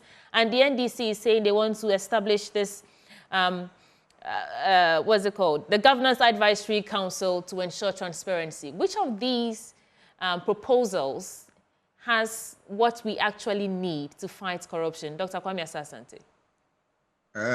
You agree with me that the fight against corruption has been an albatross around our neck. All governments in the Fourth Republic have failed to deliver what is expected of them relative to what corruption fight. They end up being treating the issue with kid gloves, so we don't get the results. But from the literature and from what I have seen and where I come from, I have no doubt in my mind that we have the best laws. We have very fine institutions, even though they have problems. Sometimes they themselves are complicit, and the rest of them. But the preponderance of corruption, it leaves me in no option than to say that we are losing the fight big time. And one factor that is driving this is lack of political will. Because if you look at the recent law passed to establish the Office of the Special Prosecutor, one would have thought that that would be the game changer. But events have turned, have proved us not necessarily right. Events have turned a different thing. Let's look at what President Kufuor put in, zero tolerance for corruption, this and that, Nana Akufo-Addo and all that. I get the impression that we need something more, and that something more is political will. let's look at the MPP. They want to fight corruption using what? Digitization. Yeah. Fine. After digitization, what next? After we have found out from the political system or from the system you put in place that Mr. A or B has done something untoward and all that, you then move to what? Prosecution. And who does that? Is it not the state? Has the state got the political courage, will, to deal with this? And if you look at all the parties from the beginning of this republic, they fail, especially dealing with their own. It becomes a problem. And for me, that is where you can have the best advisory council, you can have the best laws, but if you don't have political will to deal with corruption head on, I'm afraid. So, yes, they have come out with all manner of nice ideas to deal with corruption. But I think that they have not convinced me beyond reasonable doubt for me to believe that they are ready to fight corruption. What I want to hear from them is that we will master the courage and deal with corruption by what? Setting examples from within. If any of our people, our own, crosses the line, we are ready to do ABC. But John Mahama said that. He did say that if you're in his cabinet and you're found culpable, you're on your own. He's not a clearing agent. Yes, in one of his tours and engagements, it's a bold step, but it's very light to me, in a sense that yes, at this level, I'll pardon him. But when it comes to real governance and the issue crops up, I don't want to hear a statement that look, corruption started from Adam. You recall that statement from President Kufuor. Yeah. And corruption has been with us since time immemorial and the rest of them. The real test is what? On the ground. So, and it's a test of what? Political will, nothing more, nothing less. Because institutions are failures. They themselves are complicit. They are part and lost the steam to fight corruption. If you look at what? Laws and regulations and all that, they exist, but we don't have the courage to what? Enforce them. Okay. All right. We want to, pass the back by passing what? Office of Special Prosecutor, what? Law. What are we saying? Yeah, the office is doing it better, but you see efforts by government not enhancing what the commission is doing, the office is doing. Sometimes they complain of resources and all that. Right. But when it comes to prosecution, as the government got the courage to allow these things to happen, for me, they should be able to clear that hurdle for me. That I will believe that they are in. You can bring all the nice ideas, all the nice plans, if you are not able to prosecute, I'm afraid. So, yeah, they've said it. Okay. And that is it. We'll get to Guta shortly and see what's also in the manifesto for them. But Dr. Osai-Kwapo, I want to get your reflection on this. I mean, is our biggest challenge against the fight of corruption political will? And if so, which of these manifestos has a pointy approach to deal with the situation head on?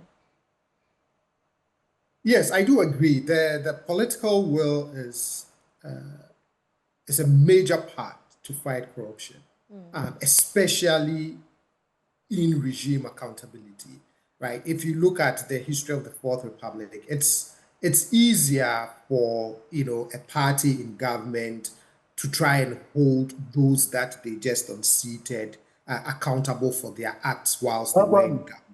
Right. The issue is always what happens to your own appointees when you are in power, when they are found to have allegedly been engaged in acts of corruption, which is the genesis for the creation of the Office of the Special Prosecutor, because the argument was, look, you need someone independent to be able to do that in regime accountability.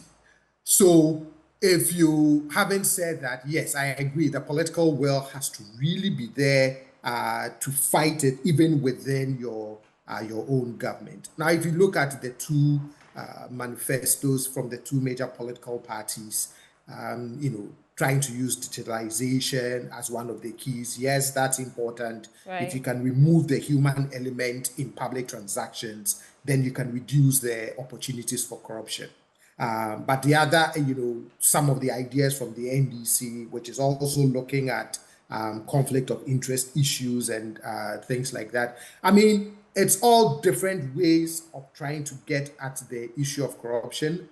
For me, both hold promise, but at the end of the day, it would still boil down to, do you still have the political will to be able to really implement those anti-corruption measures that you're promising now? Okay, let's get to Dr. Joseph Obeng, the president for GUTA, and see what he also thinks about the manifesto. Dr. Obeng, thanks for joining the conversation. Do I hear Dr. Joseph Obeng? Okay, please unmute. Great. It's good to hear you. Now, the NDC's promised tax incentives and reduced operational costs for businesses participating in their 24-hour economy. You have some concerns about tax reforms and all that. What's in this manifesto for you? Yeah, we had engagement with their manifesto committee, and they've taken into consideration some of our concerns. And for that matter, I'm happy with it. With regards to duty payment, you know, that has been our major concern. They said that they are going to rationalize fees at the port and also scrap needless charges that affect importers. It is important. Now, they also went on to specifically say that when it comes to spare parts, they are going to make it a fixed rate system. So the fixed rate system is what we are all clamoring for. That, when our brothers in the spare parts industry is going to enjoy that, we thought it would be replicated for all the other sectors. And so it's in good stead that we have a simplified fixed rate system that will help all sectors of the trading community. The port working at 24/7 is also very good in that it will help us facilitate the trade. You know, trade facilitation is cost, time, and ease of doing business. So if we're able to use time effectively so that we'll be able to clear our goods around the clock, then of course it is also very positive. We've been talking about illegal charges being charged by the shipping lines, and that they said that they are going to do everything to stop those illegal and excessive shipping fees and reduce business costs at the port. And this is what we have been talking all the time, and for them to also recognize that there's the need to make sure that the shipping lines do the right thing and not take advantage of the shipper is also very important for us. Then also the VAT. We have been talking about VAT. We have been fighting. We have been closing our shops and all that because the structure is not conducive for business, and that they have also recognized that they are going to simplify it and to make it uniform for us. This is what we have been talking about all the time. And so for them to also recognize and factor into their manifesto is a very good thing that will help businesses. We've been saying that the taxes are being paid by just a few of us, and that the tax net needs to be expanded. This one too, they've taken into consideration, and they are saying that they are going to expand the tax net. This have been on the table all this time, but this time round, I think we have to spread the tax net to capture other segments of the economy. We've been saying that those who work in construction industry, the electricians, the plumbers, the painters, the tilers, and all that, what system are we putting in place to bring them on board the tax system, so that taxes will not be paid by just a few of us? Then the issue of affordable credit had been on the table. If you recall, traders wanted to even establish our traders bank. Why is it so? Our mandate is not to establish bank. Ours is to trade. But because we are always frustrated in getting affordable credit, we wanted to establish our own bank. So establishment of the Women Development Bank is in right direction, and it's a noble thing to do, especially anything that is designed to empower our women is very noble, and we support that. But there also, we think that the SME space have men who also need support. And so they should also design something for the men, especially those in the informal sector who also operate with the women. Okay, so in all fairness, we should also think about the men. We are also struggling. I'm sure they've heard you and noted. Just 2 quick follow-ups. So you said they've taken some of your requests into consideration. On a scale of 1 to 10, how much was the degree of how much of your input was reflected in the manifesto? You know, we presented 20-point agenda. You understand, and so you realize that they can't take it all. So how many out of the 20 points? We are satisfied with those that they've at least identified that they have the capacity to do. And, these are the things, import clearance and all that. The fixed tax system is very important. And that's what we are all, because we have to be able to predict the duty that we are going to pay. And if it's going to go for... Let's stay on this for a bit. So, I mean, have you probed to find out the actual value to be benchmarked, to, make the value of ports or the charges the same as what they're doing in, is it Togo or Cote d'Ivoire? In Lomé. Have you probed to get the actual value to be benchmarked? No. You can't get it unless customs sit down and look at the duties that we've been paying all the time and then extract the necessary averages. So we cannot come out with a figure now, but when it comes to operation, the stakeholders will sit down sector by sector, where Ghana Revenue Authority will come out with the duties that we pay for particular goods and all that. I think this is very doable. And then we strike common average. And then if Ghana Revenue Authority want to add some percentage, 20%, 30%, they can add so that they can maximize their revenue.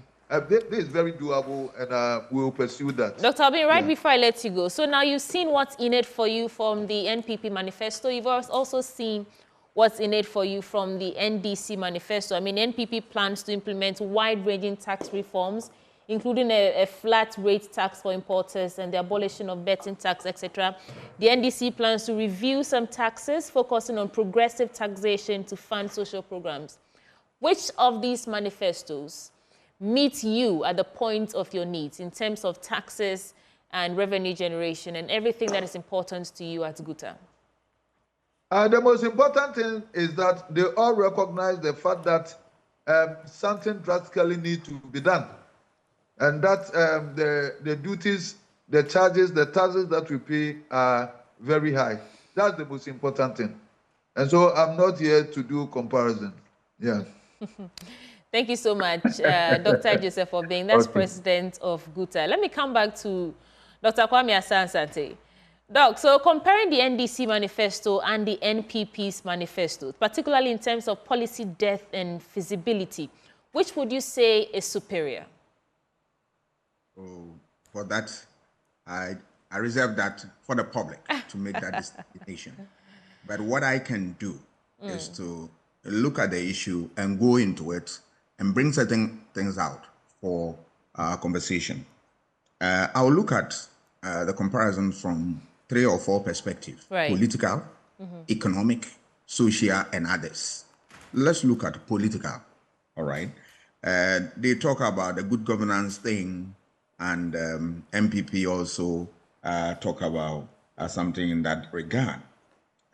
Both political parties are aware that corruption is a problem. So they want to find a clever way of dealing with it, even though that doesn't convince me. I've made my point clear about that. So the fact that they also, the two parties are aware that the fight against corruption is still on, and that we have not come to the end of the road. For me, that is one area that the two policies get into one or become one. Now you move on to issue of they talk about the Constitution and the need to amend portions of it. Right. Yes, this has been on the drawing board since time immemorial, and the problem is that, particularly with the NDC, they had opportunity to put into implementation the constitutional review reports, but they did not do so. Now we are in, and they want to review the constitution and all that. The two parties, they've seen that, and they've mapped out certain areas that they believe that they need to go, and the rest of them. If you look at them too, I think they also did touch on the fact that they touch on the fact that there's a need for, district assembly, MMDCs to be elected, particularly MPP. Non-partisan elections. Yeah. This is an issue that, to be fair with government gave the people of Ghana the opportunity to go through a referendum and then undertake this exercise. We blew it away. So, yes, they want to bring it back. Fine. It's a good thing. It's a good thing we want to see. Now, on the issue of economic sector, they all talk about issue of taxation, that they've realized that there's something problematic with our taxes. And the first port of call is that they need to widen the tax net to include a lot of people who, before this time, were outside the tax net. Brilliant. And more so, I give credit to the NDC, who are, looking forward to, bringing all of them to bed. MPP as well. There are a lot of people who are doing a lot of businesses within the informal sector. Right. And they are not known by law. They should come in. It's not only the tax that you pay, but you also when you file your returns, there are benefits that go with that. We know that a state that is not able to generate revenue for its administration is going to suffer problem. That is from the state capacity level. We are saying that by state capacity, we are talking about an aspect of it which says that there should be extractive capacity of the state, the ability of the state to raise revenue to manage its own affairs. And that is what they are doing, and for me, it's a good thing. But my worry is that how effective do you put the taxes that you have derived from people into beneficial programs?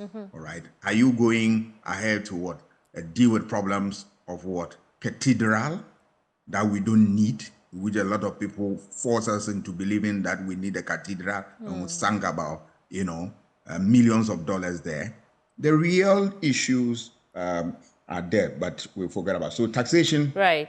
Done that. But if you look at taxation, what the NDC promises is in line, and that of the MPP is in line of what they believe is the philosophy of their party. In other words, the ideology. NDC is a social democratic party that always believe in certain aspect of democratic life, that democracy must provide certain dividend, and that there's a need to, if you look at the stark reality relative to capitalism, it comes with harsh measures. So there's a need to cushion people from these problems, and that's where welfareism comes in. The two political parties are introducing policies that would deal with these problems from welfare perspective. Are you with me? So yes. Those are the nice things we've seen. They've talked about issue of dealing with illegal mining. Yeah. The two parties have talked about illegal mining and all that. For the MPP one, it's laughable to me in the sense that you are now confronted, you are in government, you are confronted with what the problems here. What is your solution? When is Dr. Baumia going to Oh, we're having some challenges with our connection to Dr. Kwame Asasa today, and hopefully we'll get him back soon before our time is exhausted. But let me come back to you, Dr. John Osai Kwapo. So, I mean, really, both manifestos touch on the key things that Ghanaians want to see, and there are a lot of similarities, I like to say, because, you know, the problems are really are one, in terms of healthcare, economic strategy, taxation, and all that. And both parties emphasize job creation, with the NPP targeting 1 million jobs through digital skills, construction, and agriculture, while NDC is focusing on industrialization and that 24-hour economy. What will be your comparative assessment of these two manifestos, and what are the gaps that he cited? So for me, as you rightly pointed out, both of them are proposing to do quite a number of things across all of the sectors of the economy. There are certain similarities. So, for example, the NPP is promising a repeal of the e-levy, and so is the NDC. The NPP is still committed, and of course, it's their signature policy to continue the free SHS, and so is the NDC. If you think about some of the other sectors, I mean, both of them have different ways, but are still promising to do something about the whole galamsey or small-scale mining issue. Both of them are promising some tax reliefs, here and there as well. For me, as I look at all of the interventions that they are promising, the one thing, though, that I want to highlight is the cost of all of these things. Because at the end of the day, these programs, all the things that are being offered would have to be paid for. Right. And if you look at our current fiscal reality, you can't help but ask yourself, how are we going to finance all of these things? Which for me it should be a critical component of the conversation that we are having about these manifestos. If you look at the FY24 budget, it has projections for what would happen over the next 3 years, 25, 26, 27. Now, things may change. The picture may look much better, but at least our current fiscal reality says that you have to find a way to promise, to show how these things will be paid for. Even the repeal of the e-levy, if you look at the projected revenues from e-levy over the next 3 years, we are talking almost about $9 billion. 9 billion cedis. So if you are going to repeal the e-levy, offer other tax incentives, you're changing your revenue picture, whilst at the same time promising things that will cost money to do, which is my main point here is, when all is said and done, the main gap for me is, how will all of these things be paid for, given the situation we find ourselves in, as captured in our budget? And this is for both the NDC and the NPP, right? The gap for you was not addressing how they are going to be, implementing these policies, especially the financing of some of these initiatives. Precisely. So and you see, most of the time, when you bring up the question, you tend to get the response in previous years that at this stage, we're talking ideas and proposals, right? That it is at the implementation that you start thinking about cost. But I draw people's attention to something President Akufo-Addo did in 2012. If you recall, when the free SHS program was gaining traction in terms of our political conversations, he gave a speech where he outlined how much it could probably cost us and how much of our oil revenue and our GDP we can devote without harming other sectors. That is what I am looking for the political parties to do something similar, which is to say, we are promising to do this, it will cost us this much, here's how we will finance it. Thank you so much, Doc. Please hold for me. In the studio with me, I've been joined by Mr. Asaki Awingobit. Mr. Asaki Awingobit, welcome to the program. And he is the Executive Secretary for Importers and Exporters Association of Ghana. Great. So, I mean, we've listened to both manifestos at this point. In terms of taxation, both, parties are promising something. One, NPP plans to implement wide-ranging tax reforms, including a flat tax rate for importers, right? And the NDC wants to review some of these taxes and focus on progressive taxation to fund all these programs and initiatives. First of all, what was your initial thoughts on the manifesto and how it could implement or impact your operations as importers and exporters? Well, this is the first time I'm meeting you. What's the name? Sweetie Abochi. Okay, yeah. I think you interviewed me before via phone also. Yes, via phone. Let me say a very big good morning to all your viewers worldwide and Ghana at large, and also a very big good morning to all the importers and exporters in this country.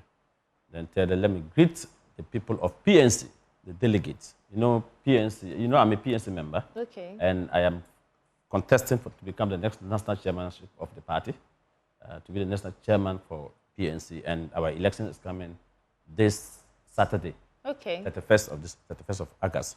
And so all the PNC, all the delegates, regional delegate, national level, wherever you are, this is your potential chairman to be. And we shall make sure that we will sell the party, and everybody will hear about PNC after 31st December, right. 31st of August comes. Okay. Yes, I strongly believe that we are in a crucial moment. A few months to go into the polls. 7th December, Ghanaians would go to queue and then to vote to elect the next leader of the country and those who manage the economies of this country. And so for us, where I sit as the executive secretary, we are very much concerned about the economic issues, especially taxes, yeah, and especially what they are putting up to help accelerate Ghanaians to expand in terms of production, and so that the way many people have been pointing fingers at us, and I'm so sweet, you are part of us, part of those people, say we are importing everything, even including toothpick. But it's what suffices me in the both major political party manifestos so far is none of them could not, unless you correct me, state categorically that if we come industrialization, we are going to give special utility tariff to industries. Industries are crying in this country, and people have the machinery, and they are not producing up to optimum because of the cost of utility tariff. I didn't see it in any of them have not made any specific area that, look, when we come, we will give you maybe, if you are going to get loan to do manufacturing, maybe 10% per annum. Maybe utility tariff special package will be done through the Public Utility Services Commission to EC and to Ghana Water, because manufacturing, like this, power and water, use so much, is that not it? So these were some of the things that I was looking for, dramatic areas. The other aspect is to review taxes, yes. We have been crying since, even the last budget that was presented in 2023 against 2024, that there was a need for the government to actually abolish certain taxes. Remember, we talk about the 2% special import levy in the port. We spoke about the 2.5 VAT upfront tax in the port. We talk about the VAT at this point in time, that import VAT that we used to pay 12.5 plus get fund plus health insurance, making it 17 point. Now the government has moved to 22 point something, which is a huge cost on the business person. Then we talk about COVID levy, because we remember 2017, the government of today, they made in budget in 2017, they abolished 1% special import levy. But the import levy, special import levy were two. It was 2% and 1%. So they cut off the 1%. And that same 1% was promulgated and brought back to replace COVID. We were very glad, charitable to say, yes, if you are trading, you must be trading in a healthy nation. And so if there's a grief and the government is asking the business community to also contribute their quota, why not? But the point here is, as we speak now, the very institution, credible and authentic institution that ask nations to put restrictions and measures in place to curtail or to control COVID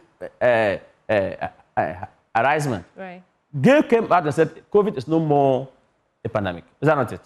And so all the restrictions, the president put certain restrictions on you and I not to move out. Yeah. Remember. So if all those things have been brought down, why are you still cutting COVID levy?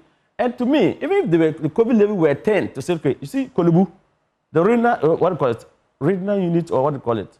where they go. The renal unit, yeah. Kidney people go. Dialysis unit, yeah. Yes, we had to have money they said they were owing. And as we speak now, the place is down. Okay. Not that those money were channeling to go there to support that department so that Ghanaians who cannot afford and going there can be taken care of. As we speak, the place is down. So are you saying that there's nothing at all in these two manifestos for you? I mean, I thought there would be some applause line coming from you because of the flat tax rates for importers. Oh, How did you find that, Sweetie, that promise? Sweetie, I think one of the areas I've just outlined is what the NPP manifesto attempt to address when they come to government. Attempt, but Yes. not actually address. No, they haven't because they're in government now and they've not been able to address it. The vice president is saying that when he becomes president, e-levy will be struck out. Is that not it? I think he mentioned COVID levy too. Yeah. I think he mentioned, after COVID levy, he mentioned another levy. Yeah, a couple of them. Yes. But the 3 sustainability tax, he didn't talk about it. As we speak now, many organizations are not making profit. Yet, every 3 months, every quarterly, GRA goes to them and said, you have to pay your quarterly. Because they made the company like, your company like this. They would have come, the GRA would have come to ask them that. They'll tell them how much they are going to be making profit. Then they will divide it into 4 times. So every month, your accounts, go and ask your accounts department. They pay money that for sustainability that they are not even making profit. And I'm not talking about we those who are in the trading sector, where the city depreciation has really come to destroy and people have lost their capital and people don't have money now. So yes, the vice president is now assuming that if he becomes, he has aligned about 4 or 5 taxes. And yesterday in his press engagement, someone asked him. Then he said yes. That's why he's talking about fiscal discipline and that they will reduce the GDP cost by 3%. Yeah. And so those taxes that he enumerated that when he comes, he will abolish. It's not even up to 1%. You heard him? Were you there? Oh. Yeah, that's what the vice president said. Very lucrative. And then of course, when you speak about when the vice president talk about or when the NPP said that they will give us flat rate at the port, very lucrative. But I ask question, or they will make a port like Lumi, very lucrative. It rings good. But my fear is, have we had good, sweet speeches like that in the previous year? Have we had what? Good, sweet speeches. Okay. In the previous year. Did we? Yes, we did. We had sweet speeches in 2016. So your challenge is with implementation. In 2020 elections. What did we see? When we were crying that some certain taxes should go off, it still went. And they even increased the taxes on us. So that's my fear. But I'm not saying that I have a doubt his capacity or his capability, no. But the point is, have you promised us before? And when you came, what happened? Contrary to your promises. We can put the videos and play today. We'll move you from taxation to production. It was a sweet thing. Everybody wanted that. Now he said he'll give a tax exemption. It's good. He will give tax amnesty. Is that not it? Right. He will give us very lucrative. But let me say that I still push that I want social contract. That's the NPP one. We'll come to the NDC one. Okay. The NPP one want to have a social contract to know that if Mr. Vice President, if we win president today, tomorrow, in which of his budget that this tax abolition or scrapping will happen? Is it going to be the first year 2025 budget, main budget? Is it going to be 2025 mid-year budget review? Is it going to be his second year? Is it going to be his third year? And at what time will we make the port like Lomé? At what time will we make the flat rate to be at the port?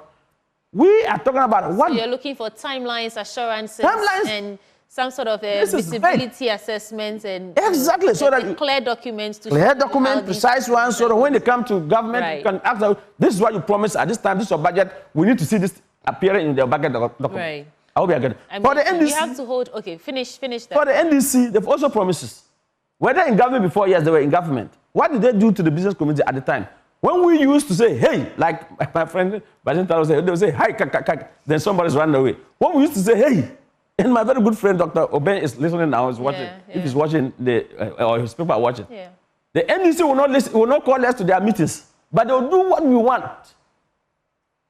Okay. So I want to appeal to my senior brother, Dr. Mahmoud Bawumia. His government, we have raised so many issues. You have asked you to do some A, B, C, D. They will call us to meeting. We'll discuss faithfully. We'll live there. Then nothing happens. Nothing absolutely happens. You remember the Kumasi issue? Kumasi stores owners and shop owners lockdown. You remember? You remember there was going to be a budget. You remember Aguta did the same 2 days. Then the president called them to meeting and said, look, my minister was in New York. Negotiating the Okay, Mr. Wingobit, you have to hold for me. Let me get on back to Zoom and engage our panelists, and I'll come back to you. I know that thing is flowing. The thing is flowing. I'll be flowing the way up there for their interest. Dr. John Osai Kwapon. Obviously, I mean, importers, Dr. Kwame Asante is actually back. Doc, you didn't finish your trail of thoughts before you left. You were summing up on your comparative assessment of the two manifestos. Yeah. So let me quickly zoom on to that, and then we'll continue the discussion. I said I will look at it from 3 or 4 perspectives: political, economic, and social. And if you look at political, the two parties promise us certain things they want to do. One, issue of dealing with corruption, even though I have said already that I'm not sure that they have addressed the issue head on, because political will is what really matters more.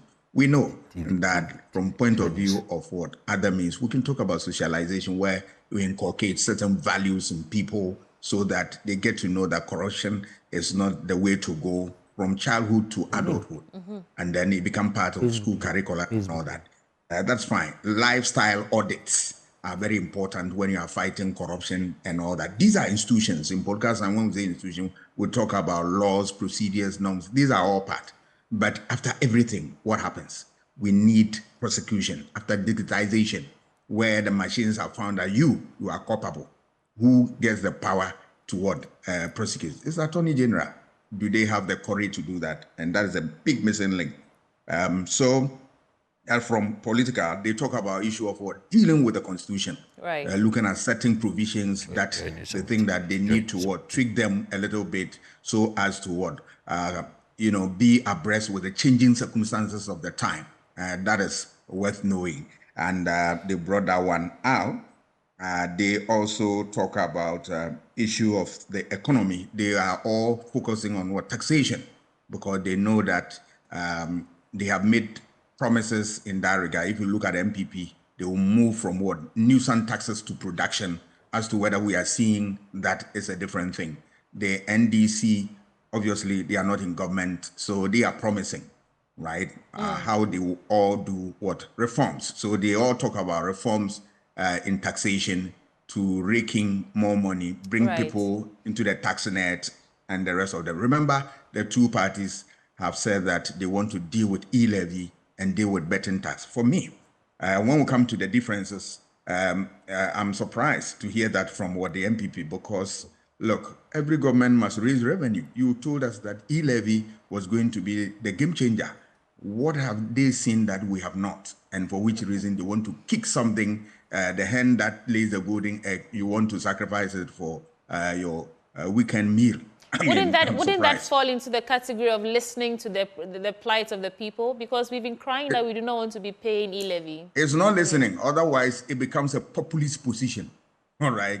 Policies are well thought out, what ideas that resonate with the people. But remember, they are driven by what? Taxpayers' money. And it goes through a whole process. And for you to jettison a policy, you need to go through what they call what? The evaluation of it and all that. Right. It's not the cry. And then you can bring a very cogent policy. Tomorrow, we will be on the street holding government to ransom. That take it off. Will you take it off? It must be a thought. They did not think through carefully.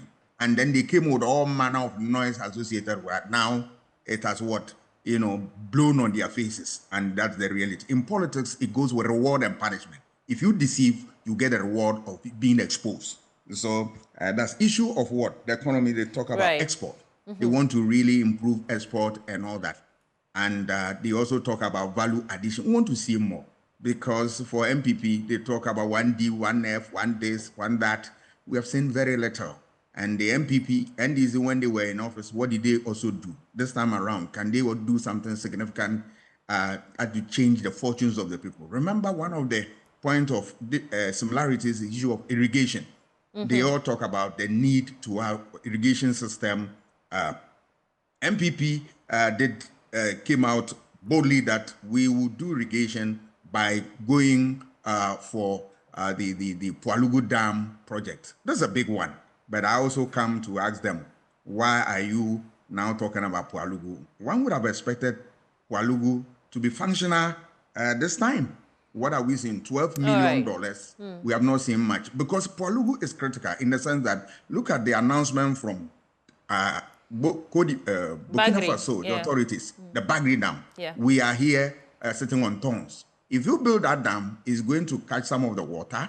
We use it for irrigational purposes. That will help you to what? The jobs you want to create, you can do agriculture there. And the little that comes in Akozomo can be managed, and that goes to pond so that we don't have a problem. Okay, but Doc. once you throw that one out, so that is also one of the things that a point of convergence. Another point of convergence is what? Mining sector. They want to improve mining sector and all that. The two parties have said great things about mining, but the difference is that MPP, all that they want to see, I want them to what, do them now, because the wanton destruction of what, our water bodies and the environment, forests and all that is still going on. While they are in, what time are they waiting for before they kickstart a program that, you know, will help all of us? By the time they come into office, if people give them the nod, all of us would have been ghosts by now.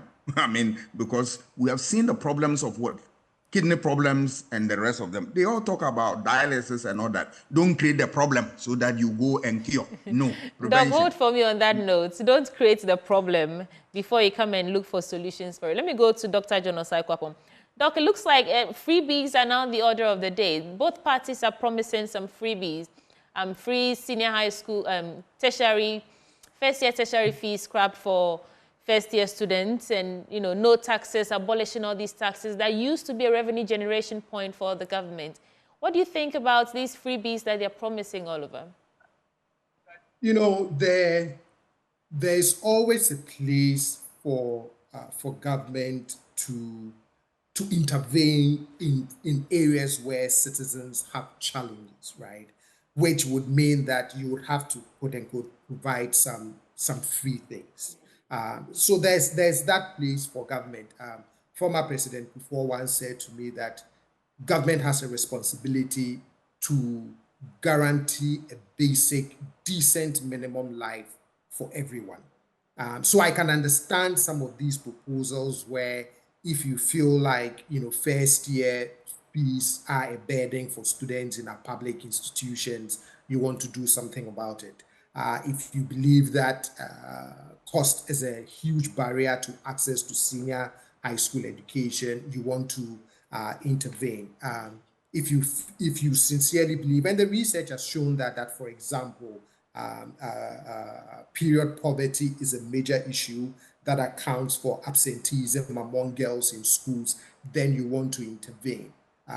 So there's a place for all of those freebies, quote unquote, if you want to term it that way. But I'll go back to my earlier point. We still have to make sure that we have the fiscal space in our budget to be able to do that.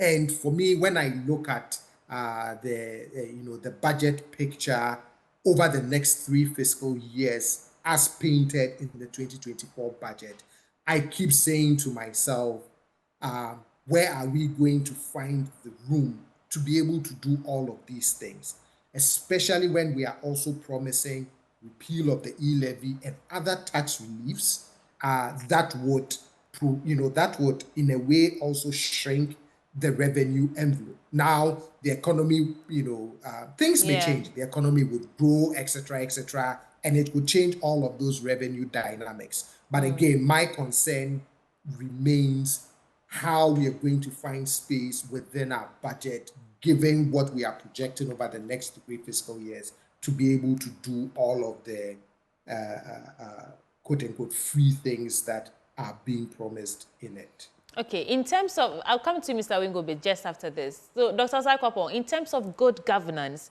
is there reasonable chance that these manifestos actually meet Ghanaians at the point of their needs, of our needs, in terms of good governance? There's a chance that it would. For me, though, I still have one unmet concern about our governance architecture. Our democracy project met with representatives of the political parties earlier on this year, and we made them aware of some of the challenges to Ghana's democratic architecture, and did encourage them that when they come up with their manifestos, they include a democracy pledge in that manifesto. And what we were simply saying is that what we want to see in the democracy pledge is to say that some of these things that we, through research and the analysis of the Afrobarometer, is identifying as key challenges to Ghana's democratic architecture, that in that pledge, you would pinpoint some specific things that you would do to address some of those challenges. And there were 6 of those challenges. We are very disappointed that neither the NDC or the NPP manifestos actually included that democracy pledge in it. Now, maybe it's because they don't see anything, quote unquote, going wrong with our democracy architecture. But for us, that democracy project, that's our biggest disappointment. Thank you, Doc, for that. Let me come back to the studio, Mr. Awingo Bates. Now, in terms of harmonizing port charges, and I get that the thing was flowing, telling us what your reservations and concerns are. The NPP says they want to harmonize port charges to align them with regional competitors to make duties at Ghanaian ports competitive. The NDC wants to rationalize port fees and charges to reduce the burden on importers and ordinary Ghanaians. Which of these best answers your needs? Okay, so you could see that the NDC people says that they will rationalize port charges. Yeah. They haven't given specific areas that they're going to rationalize. So it's more broader than specific. So yeah, we need details explanation of what we are talking about. Which of the tariff that will be rationalized? Which of them that you will not be rationalized? So when they make this statement and they come tomorrow, then this win tomorrow, and could not cut off COVID levy for us, could not take off that upfront VAT, 2.5 upfront tax at the port, could not do something with the 2% special import levy, then, and could not also give us a CD rate, static CD rate that customs should use in calculating duty, that no longer calculating duty into dollarization form, converting it to the prevailing rate, knowing that our CD is always volatile against the hard currency. So these are the technical questions that where I ask. I don't just look at the policy and say, hey, that's the best policy. But having said that, I've been in around these 2 regimes, NDC government under John Mahama and NPP government under Akufo-Addo. And I said there were policies that NDC wanted to introduce at the time, in 2015, 2016. When we say Kakai, they listen to us. They will not meet us face to face. But under Ken Ofori-Atta, under President Akufo-Addo, when there are certain policies that we say Kakai, they will call us to a meeting and we will leave. They will give us good promises and nothing untoward happened. And the Vice President is very much aware of these things. So today, so the question was, Vice President, what went wrong? Why were you not bold to say, look, this COVID levy, please, Mr. President, take it off, because I am in charge of economic management team. Why was it bold to say, look, this special upfront tax that people are talking is increasing cost to them? Why didn't they say, okay, when the city will rise to 14 to 15 cities, that importers were crying of the duty? Why don't you say, look, okay, give them, use customs, use maybe 10 cities or 8 cities to calculate duty for duty purpose, because already it was in dollar form. So now that you want to make our port like Lomé, and I said, and give us a flat rate, and I ask, look, what you wear and what I wear, the values is not the same. So maybe I'm importing this in the 20-footer container. You are importing this in the 20-footer container. The value of your product and the value of my product has different values. Yeah. So if they give us flat rate, then you can make more money than me. Because someone is bringing tiro, someone is bringing sugar or rice. So we need better and further explanation of this flat rate as to what is going to be done. Then, quite apart from that, there are other institutional fees and charges. FDA, Standards Authority, EPA, Atomic, Energy Commission, they are all veterinary service, they are all making another fees and charges from them. Are you going to align them to the flat rate so that it is 8%, 7%, and the flat rate at what rate? Is it 8%, 9% import duty? Then he knows very well that we are under ECOWAS Common External Tariff. All the talk that the Vice President or the MPP is saying, they have failed to tell us that, okay, we are no longer, because we know that we are under ECOWAS Common External Tariff. That made us some of our import duty rate as far as 35% import.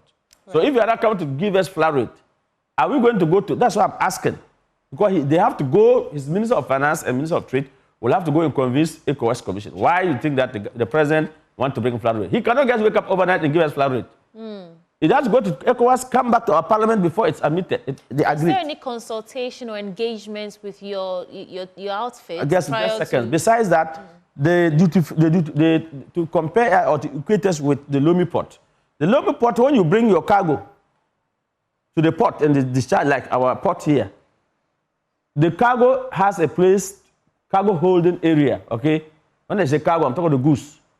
Then I, as a who brought the goods, so sweetie, you want to buy the laptop from me, maybe 10 or 20 pieces or 1 million pieces of the laptops, or it's a car, or rice, whatever, $1,000. You pay me my money, then I'll give you the note, you take it to custom, and the custom will assess and you will pay. You, the buyer, will pay the duty to the government, and now take the goods to the economic zone. They call it economic zone, like now bring the goods to Makola, Okanse, Katamanto. Yeah. But here is the case that when we bring the goods, we have to cough the money. Even people who have goods sitting in custom money warehouse, whereby he has to get a buyer and knowing the quantity the buyer is buying before he or she can get the money and pay the duty. Government sometimes go there and say, look, we know your goods is in custom money warehouse, but government need the money. So these are the questions I'm asking the vice president. Then, so when you come to a port, there's no place to hold the cargo. Even goods are sitting in port here, we start, when delay, it past certain days, customs are even charging, including state warehousing, when there's nothing like state warehousing in the port.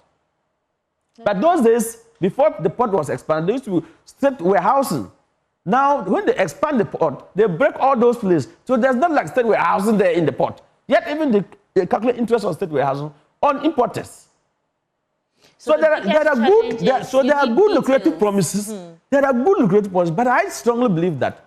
I don't want to say I know more than the vice president. No. But as an industrial player, I want to ask that, did they actually inquire with the GRA or the custom?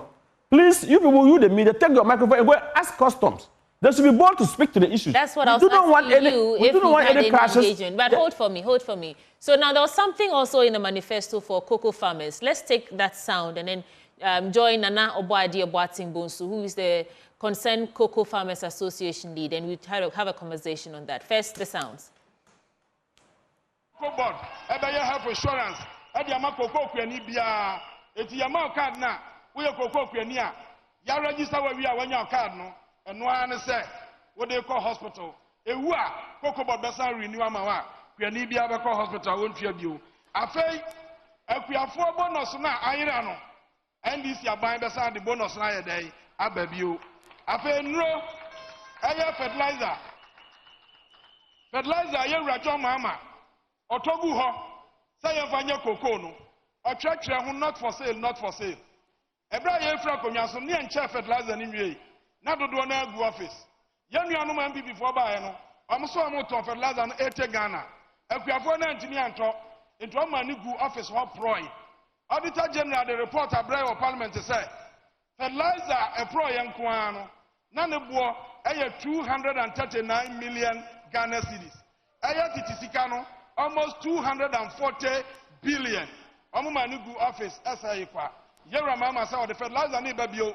Sabaya cocoa no beso. Obama akuafo free fertilizer. Yabama wonro na akuafo timi ayemfuo no ama cocoa na ayedai aye kama. Nana Obuadi-Obuating-Bonsu is from the Concerned Farmers Association. Nana, thanks for connecting with us. So, the NDC is promising some free fertilizers, free healthcare for cocoa farmers, an increased price, really, for you. First of all, how does this sit with you? Thank you very much, and then good morning to your viewers, the listeners across the country, and then a very good morning to Concerned Farmers for a very wonderful job role that we played to save the cocoa trees in this country. I think listening to the two political party manifesto and then NDC coming out with their manifesto, well, it sounds pretty nice when you listen to the NDC manifesto, what they are talking about. But then the challenge that we have as farmers is we need a national plan, a policy that will be there. NDC are coming out with their manifesto. NPP are coming out with their manifesto. Nana Obuadi, I think you're... Nana Obuadi, can you hear me? Hello, Nana Obuadi. I think you're too close to the mouthpiece, and so we are getting interference. We lost you there for a second. Is it okay? Yeah, it's better. Let's go. Yeah, so what I was trying to say is we have these two political parties coming out with their manifestos and other things, right? All sounds good. NDC's own that came out, that was last week sounds very nice and perfect, looking at the things that they have been talking about, and every farmer would be glad just to embrace it. But let us ask ourselves, how long will they be in power? Let's say 4 years or 8 years, they will go. Other political party will also come out with a political party manifesto to also scrap all these things out and then bring their also manifesto. I think all these things is drawing we backwards. That is the reason why the country is not going forward. We need a national policy that will protect the farmers, especially the cocoa farmers in this country, a roadmap that every political party that comes will follow. When it happens like that, it will be better. Because this one will come and say, well, we'll be selling the fertilizers. This one will come and say, no, we will not sell the fertilizer. This one will come and say this and that. So it's like they are playing with our intelligence, which is very dangerous on the part. Because when the cocoa trees was in danger, none of these two political parties wake up just to protect it. It is only with the concerned farmers that told the length and breadth of this country to save the trees. And even trying our best in a way that cocoa production will increase. No FBO or no organization in this country wake up for this. So we are telling them that we need, if these two political parties, one, get a chance to become the president of this country, all that we need is they have to make their manifesto a national policy, which the constitution will back on it, that any political party that comes will not just take it off and then bring a different thing, but rather it will be there for the rest of their life. So that we will be okay, because it's like they are playing with the farmers. They are just joking with the lives of the cocoa farmers. Because looking at what is happening now, a lot of farmers are now selling out their cocoa trees. Others have sold it. We went down just to save this thing, and we are even still on it. But let us ask them. They are coming out with manifestos and other things. What are they talking about the trees? So, what are they doing about the trees? Guarantee has been a serious thing. Destruction is ongoing. We have this, all our security agencies are around. They are under their watch. They are doing it. It is nice that the NDC has come out with a very nice and a very brilliant, how do you call it, manifesto, which we embrace it. But at the end of the day, we the farmers are going to decide who should be the president of Ghana coming 2024 elections. Because we concerned farmers, we've told the length and breadth, we've listened to these two political parties and other political parties. We will declare our intention on November just to support a party that thinks that this policy that they are bringing will help us so that we follow. So Nana Obade, what I'm asking you now is for them to make it a national policy. Nana Obade, just final follow-up and then I'll let you go. So these policies for the free healthcare and so forth, increasing the price of purchasing cocoa and all that, does it not meet any need for you at all? I get that you say you need a national plan, sustainable, so that no other government will come in and halt the progress that you've made, hitherto. But do these meet any need for you as cocoa farmers at all? Exactly. We need it. We need it. Farmers need an increment.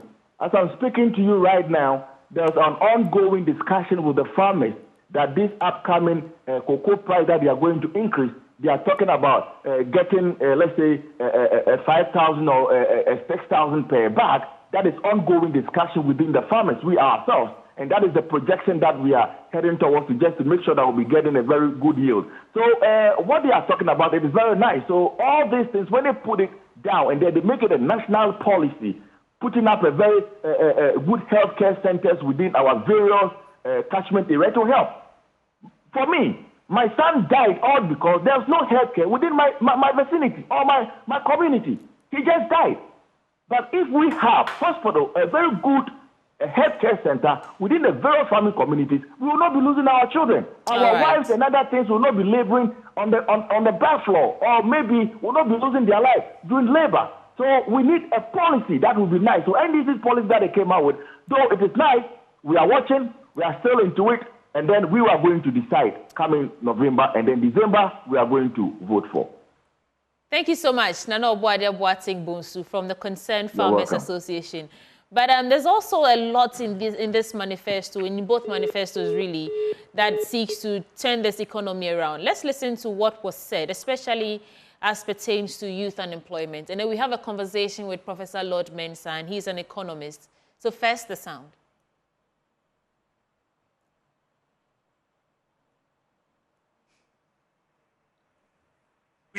We are equally committed to creating more job opportunities that will significantly reduce youth unemployment among the national population that has increased over 5 million in the last 8 years alone. We have created so far 2.3 million jobs, the most of any government in the Fourth Republic. But youth unemployment remains a major concern and that confronts us. And we are committed to doing even more. This is why, ladies and gentlemen, it is better to continue with a party that has created more jobs than any other in the Fourth Republic than go back to a party and a leader who, after 4 years of doom so, created more unemployment than any government in the Fourth Republic. Alleviating the current economic hardships. And one of our first programs is the no fee stress policy.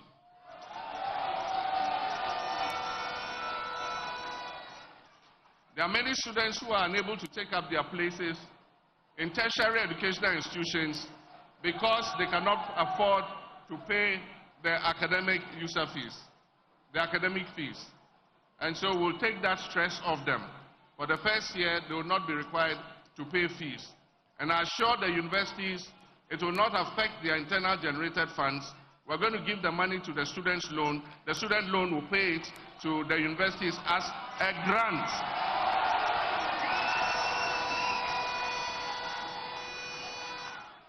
It will be paid as a grant, not as a loan.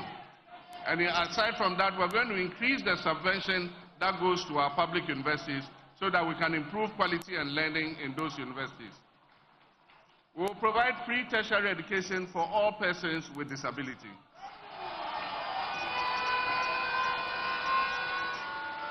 And we will provide free sanitary pads for girls in school.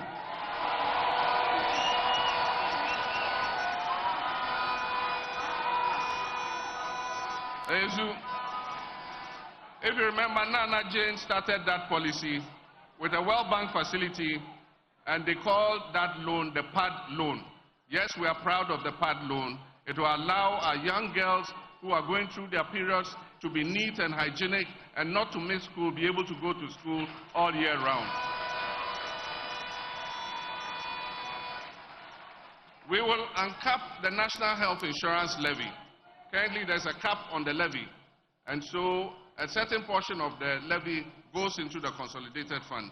And so the Health Insurance Authority is not able to pay the health facilities, reimburse them for the services that they provide. We will uncap the health insurance so that all the National Health Insurance Levy will go into the National Health Insurance Fund so that they can pay the hospitals for looking after our people.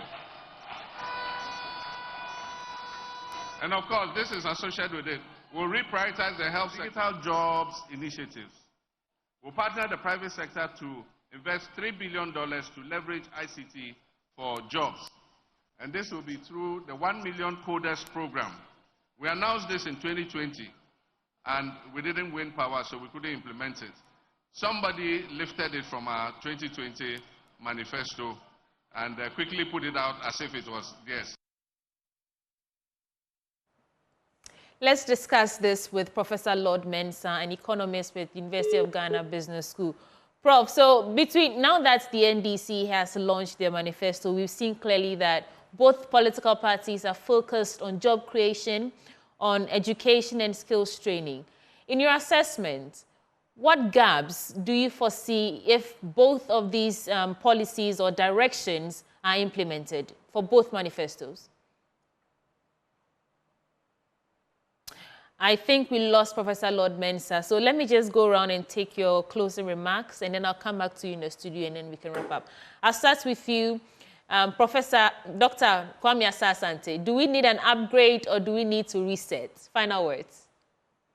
Any of the two options, okay. But what we need is that a better lives for our people. We need jobs for our people. I train people at the university. and ask myself, what work are they going to do? Podcast science, my even main campus students, about 1,400. I mean, you're talking about distance and the rest of them. What are they going to, what jobs are there for them? The parties continue to tell us that, yes, we created jobs, but there are a lot of people without jobs. So we want the parties to focus on that. There were missing links in the manifesto. None of them touch upon the issue of what these affordable housing that are in the bush. What are we doing about that when we have spent so much money on that? The issue of what, even cocoa, they talk about cocoa and all the rest. Look at the NPP, you are talking about cocoa, yet Galamsey is destroying cocoa farms. And what are you doing about this? So we are saying that, one, let them make sure that what they promise us, now this is the beginning of the conversation. Let them talk about how they will take us there. You want to build a bank. How much cost is it going to what? Right. How much cost us? And we want to know. And then we want to know the hope that the manifesto brings to us is critical. That people will know that this is a good thing and we need to embrace. And then they talk about, MPP talk about the Aging Act, that they want to improve the life of, the aged. If you want to improve their life, you don't subject them to what? Haircuts. But I think that all in all, they need to reflect on this and come out with something that will resonate with our people and it will stand the test of time. You heard there Dr. Kwame Asante, political scientist and head of European studies at the University of Ghana. And before I go to Dr. Osai Kwapong, Professor Lord Mensah has joined us again. Prof, I was asking for your comparative assessment. Now we have both manifestos of what's in it for Ghanaians and the economy, and which strategy has a more pointy approach to turn the economy around. All right. Good morning, and good morning to our viewers. If you can hear me loud and clear. Yes, we can hear you loud and clear. Right. So clearly, I will look at the various manifestos as a kind of promise, and we may have to come to a realization of it. And I always take my mind back to the history of manifestos over the Fourth Republic, and how we've used it to achieve political targets. And clearly, I look at it from about three indicators. I'm looking at, is the manifesto achievable? Can the government achieve it? And then does the manifesto take into consideration the current economic situation? And then possibly look at, the funding. Because we've had a situation where we tend to deliver on manifesto promises that tends to affect the economy in the long run. If you look at the current administration, in the 2016 manifesto, clearly, it was really promising. And you will come to understand that, because of these promises, we ended up, setting up several ministries that has come to draw, down the public purse without necessarily, giving us the output that is expected. So from where I sit, I'm looking at manifesto, that can deliver to the people. Manifesto that will be, the real touch of what? The people. That is very, very important. Rather than, just calling out, things that at the end of the day, delivering it will become more costly to the economy without getting any output from it. Professor Lord Mensah, sorry I have to rush you, but do this for me. On a scale of 1 to 10, how would you rate each manifesto in terms of feasibility on turning the economy around? On a scale of 1 to 10. In terms of feasibility, I would say that, the NDC's manifesto is more touching. It takes into consideration, the current economic situation. Looking at jobs here and there, and then leveraging on, what the economy has, for now. Because we have an economy where, financing is a problem now as we speak. The capital market has been blocked on us. We cannot raise money apart from money market.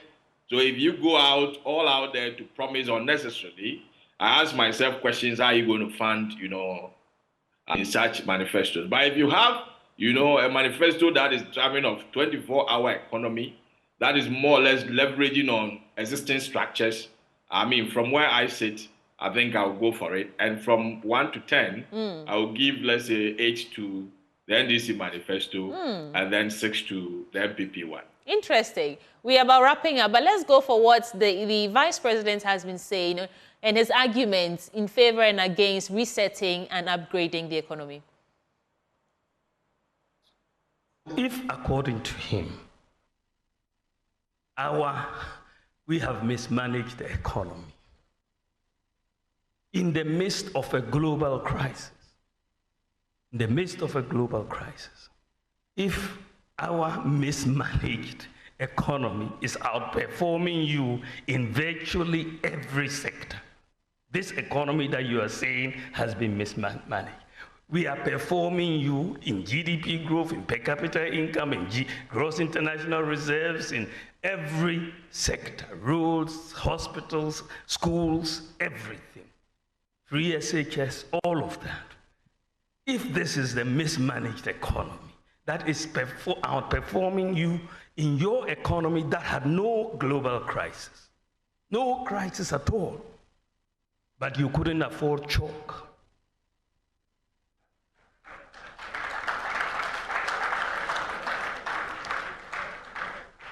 You couldn't afford chalk, but there was no crisis. So if our mismanaged economy is performing better than your better managed economy, then in that case, you must not have been very good. Let me put it mildly.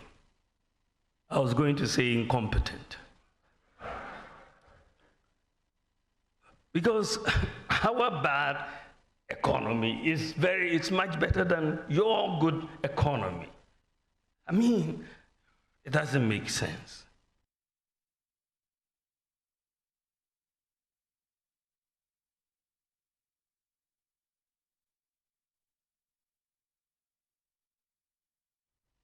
I represent the future, and Ghana needs an upgrade and not a reset. And so I've also outlined my 14 key commitments to the Ghanaian people. These are to sustain and expand Ghana's rebounding economy, create new jobs, implement wide-ranging tax reforms, build Ghana into a world-class digital economy, reduce the cost of living, expand public infrastructure, provide better health care for all, implement affirmative action for women and girls, and expand educational opportunities for all, provide good governance, care for the elderly, protect our environment, boost sports, creative arts, and tourism, protect our borders while keeping our neighborhoods safe. We just have about 2 minutes to go, but Prof, let me put this to a quick vote. So, based on your assessments of these two manifestos, do we need a reset or do we need an upgrade? Yeah, for me, we need a reset.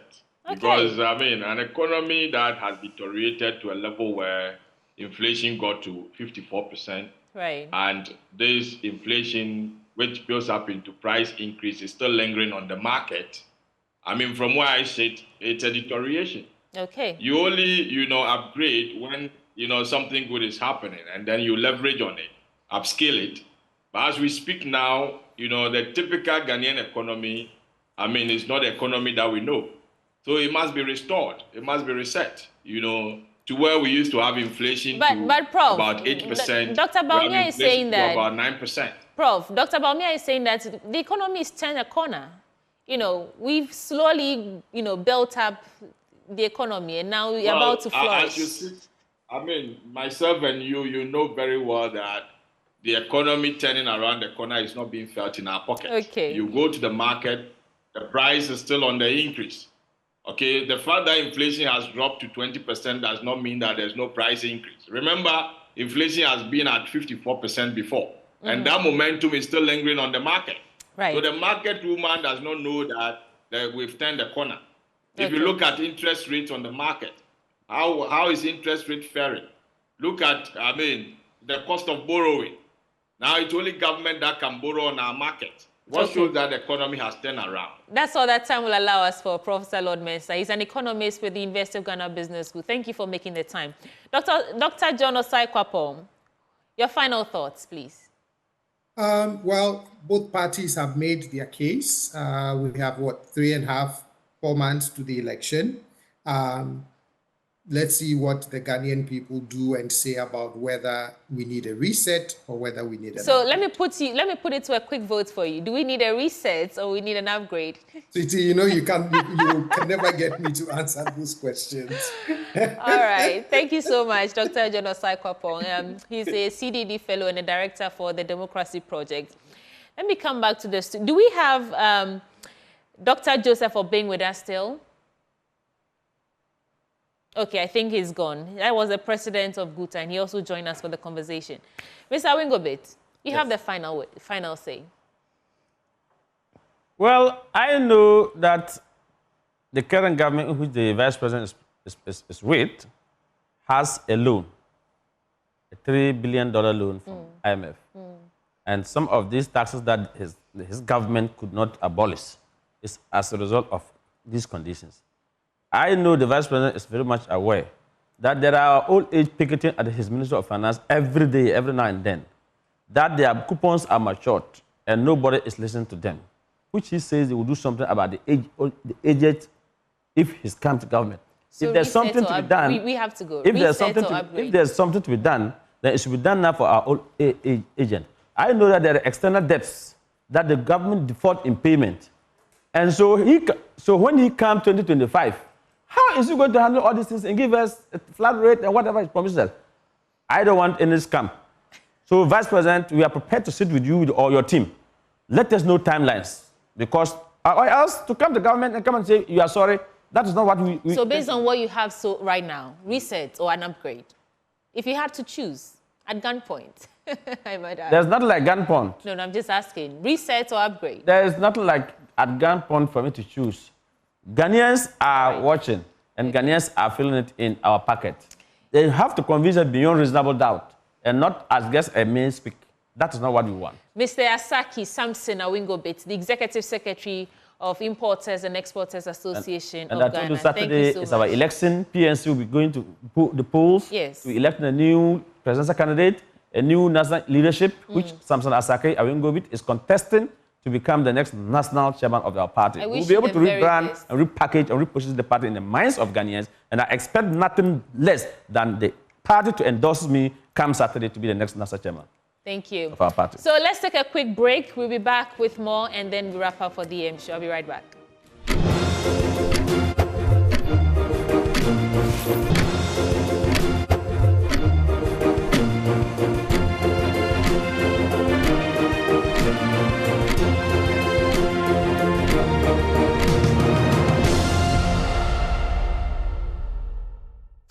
It's a beautiful Monday morning, and many thanks for your company on joining us on the AM show on Joy News. But that's how we're wrapping up for the show this morning. And I just want to leave you with this. At the end of the day, it is your thumb, your power, that puts these politicians in and out of office. It is no longer about the former president and the current sitting, vice president. It's about what they're saying, their vision for your life here in the country. So be discerning and make your votes count. Thank you so much for watching. My name is Sweetie Abochi. Joy News Desk is coming up next with Faustina Safo.